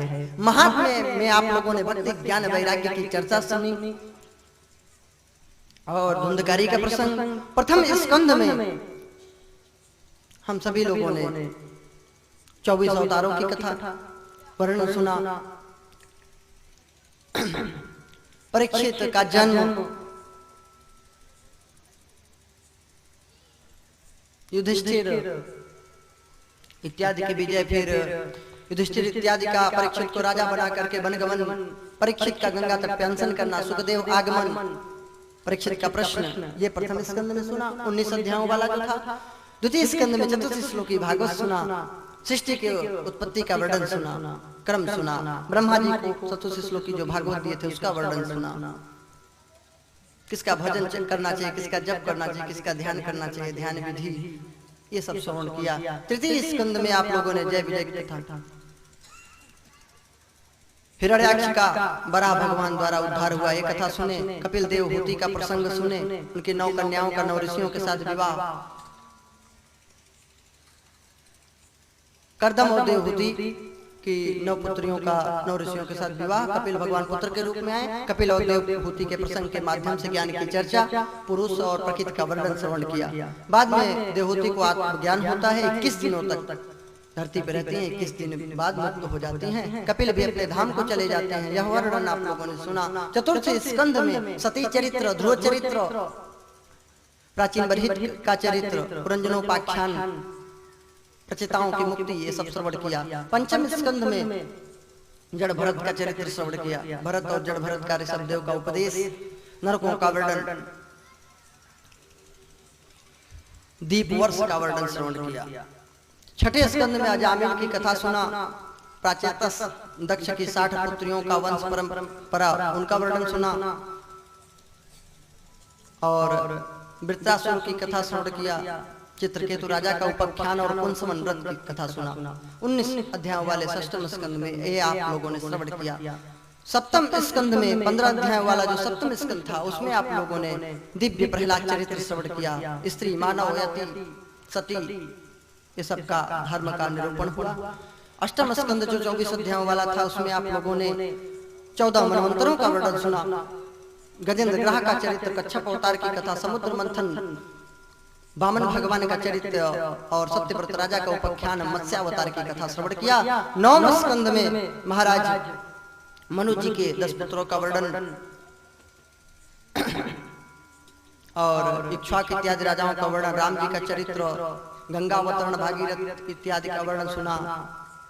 हरिश्चंद्र की कथा और परशुराम का चरित्र, चंद्रवंश, क्षत्रिय वंश राजाओं का वर्णन, ययाति चरित्र, यदूत और वसु, ये सब का वर्णन, ये सब हम लोगों ने श्रवण किया 9वें स्कंद में। 10वें स्कंद में भगवान की बाल लीला, भगवान की दिव्य बाल लीला का वर्णन, उनका कंस वध इत्यादि, शिशुपाल इत्यादि का वध, रुक्मिणी इत्यादि से विवाह का वर्णन, सुदामा चरित्र, शंकर जी का संकट मोचन, सुभद्रा की कथा और भगवान की लीला विस्तार, नारद जी का इनका गृहचर्या देखने जाना, रास प्रसंग, ये सब का वर्णन श्रवण किया 90 अध्यायों के माध्यम से। एकादश स्कंद में भी 24 गुरुओं की कथा, दिव्य उपदेश, भगवान का निज धाम गमन श्रवण किया।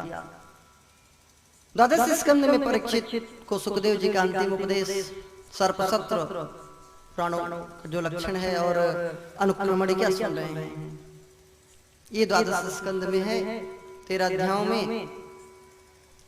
बस ये अनुक्रमण क्या पूरी होती है। अंतिम श्लोक भागवत जी के द्वादश स्कंद के 13वें अध्याय का अंतिम श्लोक, हमारे साथ आइए सभी लोग बोले, नाम संकीर्तनम यस्य, नाम संकीर्तनम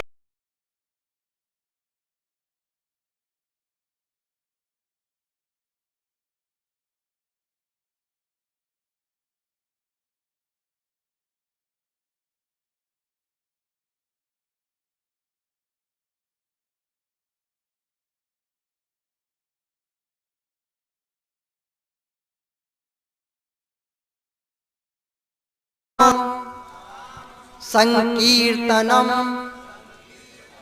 यस्य सर्व पाप प्रणाशनम प्रणामो दुख समनः तम नमामि हरिम परम। ये श्लोक के साथ ही आज की कथा को प्रणाम करते हैं, विराम देते हैं सप्तदिवसीय चलने वाली ज्ञान रूपी गंगा को। इसको तो समाप्त कोई नहीं कर सकता, क्योंकि हरि अनंत, हरि कथा अनंता, कहाँ ही सुनहि बहुविधि सब संता। महाराज शेष जी जब पूरे ब्रह्मांड को धारण किए, धरती को धारण किए, तो बोले प्रभु कब तक धारण किए रहूं। तो भगवान ने कहा शेष जी मेरे जितने अवतार हों, एक एक मुख से उन सभी अवतारों का कथा जब पूर्ण कर लेना तब तुम रख देना। महाराज अभी तक कथा ही सुना रहे हो, पूरा ही नहीं कर पाए, तो मैं कहां से एक मुख का मानव कैसे पूरा कर सकता हूं महाराज। तो महाराज मैं पूरा नहीं कर सकता, विराम देता हूं। लेकिन याद रखिए कथा पूर्ण हुई, हम भी चले जाएंगे, लेकिन महाराज आप भक्ति लेकर के जाना, प्रेम लेके जाना, ज्ञान लेके जाना। जो कुछ अगर अपराध हुआ हो, कुछ त्रुटि निकला हो, उसको अपना बालक समझ करके क्षमा करना। और जो कुछ दिव्य ज्ञानवर्धक चीजें मिली हो, जो गलत आपको लगा हो, वो मेरी दोष समझिएगा, और जो अच्छी बात आपको लगी हो वो भगवान की वाणी समझ करके स्वीकार कर लेना। आपका बेड़ा पार हो जाएगा, कल्याण हो जाएगा। महाराज ये चमन की तरह जो 7 दिनों तक हम लोग रहे प्रेम भरे सत्संग में, लेकिन ये तो उजड़ जाएगा। लेकिन याद रखना है भक्ति सत्संग नहीं उजड़ेगा, हृदय में इसको रखिए। चमन उजड़ गया कुछ यादगार बाकी है, चमन उजड़ गया कुछ यादगार बाकी है, कहीं कहीं पे निशाने बहार बाकी है, कहीं कहीं पे निशाने बहार बाकी है, कहीं कहीं पे निशाने बहार बाकी है। कैसे कह दूं कि सहारे तमाम छूट गए, कैसे कह दूं कि सहारे तमाम छूट गए। अभी तो रिश्ते भगवान बाकी है, अभी तो रिश्ते श्री भगवान बाकी है। तो एक साधु होने के कारण, एक संत होने के कारण आप सभी के मंगल की कामना करते हैं और यही आशीर्वाद देते हैं। सर्वे भवन्तु सुखिनः, सर्वे सन्तु निरामया, सर्वे भद्राणि पश्यन्तु, मा कश्चित् दुःखभाग् भवेत्। मंगलम भगवान विष्णु, मंगलम गरुड़ध्वज, मंगलम पुंडरीकाक्ष, मंगलाय तनोहरि, मंगलाय तनोहरि। बोले भक्त वत्सल भगवान की जय, आज के आनंद की जय, भागवत भगवान की जय, व्यास जी महाराज की जय, सुखदेव जी महाराज की जय, परीक्षित महाराज की जय, सूत जी महाराज की जय, सनकादि ऋषियों की जय, शौनकादि ऋषियों की जय, गोकर्ण जी महाराज की जय, उद्धव जी महाराज की जय, नारद जी महाराज की जय, चारों धाम की जय, चारों वेद की जय, सप्त सप्तपुरियों की जय। सप्त ऋषियों की जय। सप्त चिरंजीवियों की जय। नवग्रहों की जय। नव कन्याओं की जय। पंच कन्याओं की जय। द्वादश भागवतों की जय। गंगा मैया की जय। यमुना मैया की जय। सरस्वती माता की जय। प्रयागराज की जय। गौ माता की जय। धरती माता की जय। तुलसी माता की काशी विश्वनाथ की विंध्यवासिनी माता की चित्रकूट धाम की कामतानाथ स्वामी की गौरी अवतार की श्री संप्रदाय की बावन द्वारे की दिगंबर अखाड़े की अनंत कोटि वैष्णवों की जगत गुरु श्री रामानंदाचार्य भगवान की सब संतों की सब भक्तों की श्री सद्गुरुदेव भगवान की जय जय श्री राधे जय जय श्री राधे जय जय श्री राधे।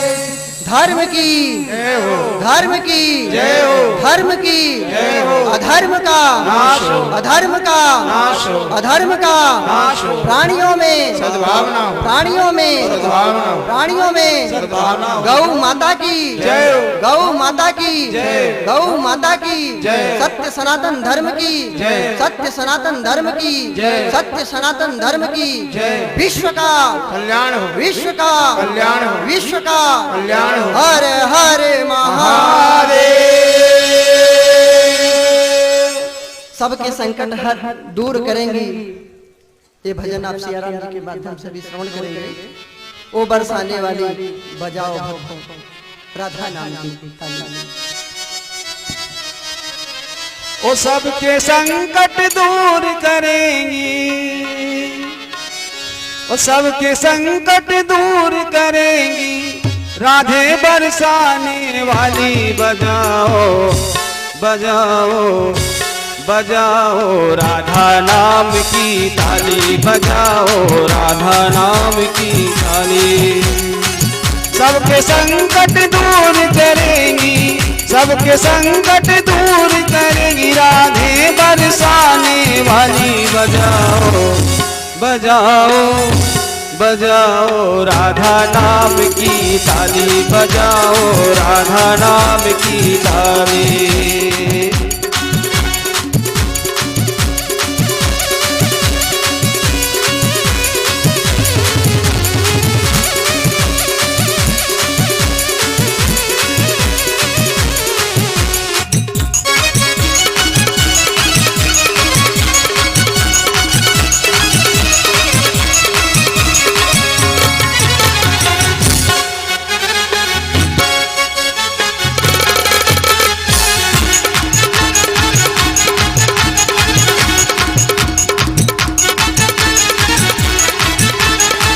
सृष्टि का आधार है राधा सृष्टि का आधार है राधा। करुणामयी सरकार है राधा करुणामयी सरकार है राधा। सृष्टि का आधार है राधा करुणामयी सरकार है राधा। राधा नाम है जिस रसना पर राधा नाम है जिस रसना पर उसने भक्ति पाली। बजाओ बजाओ बजाओ राधा नाम की ताली बजाओ राधा नाम की ताली।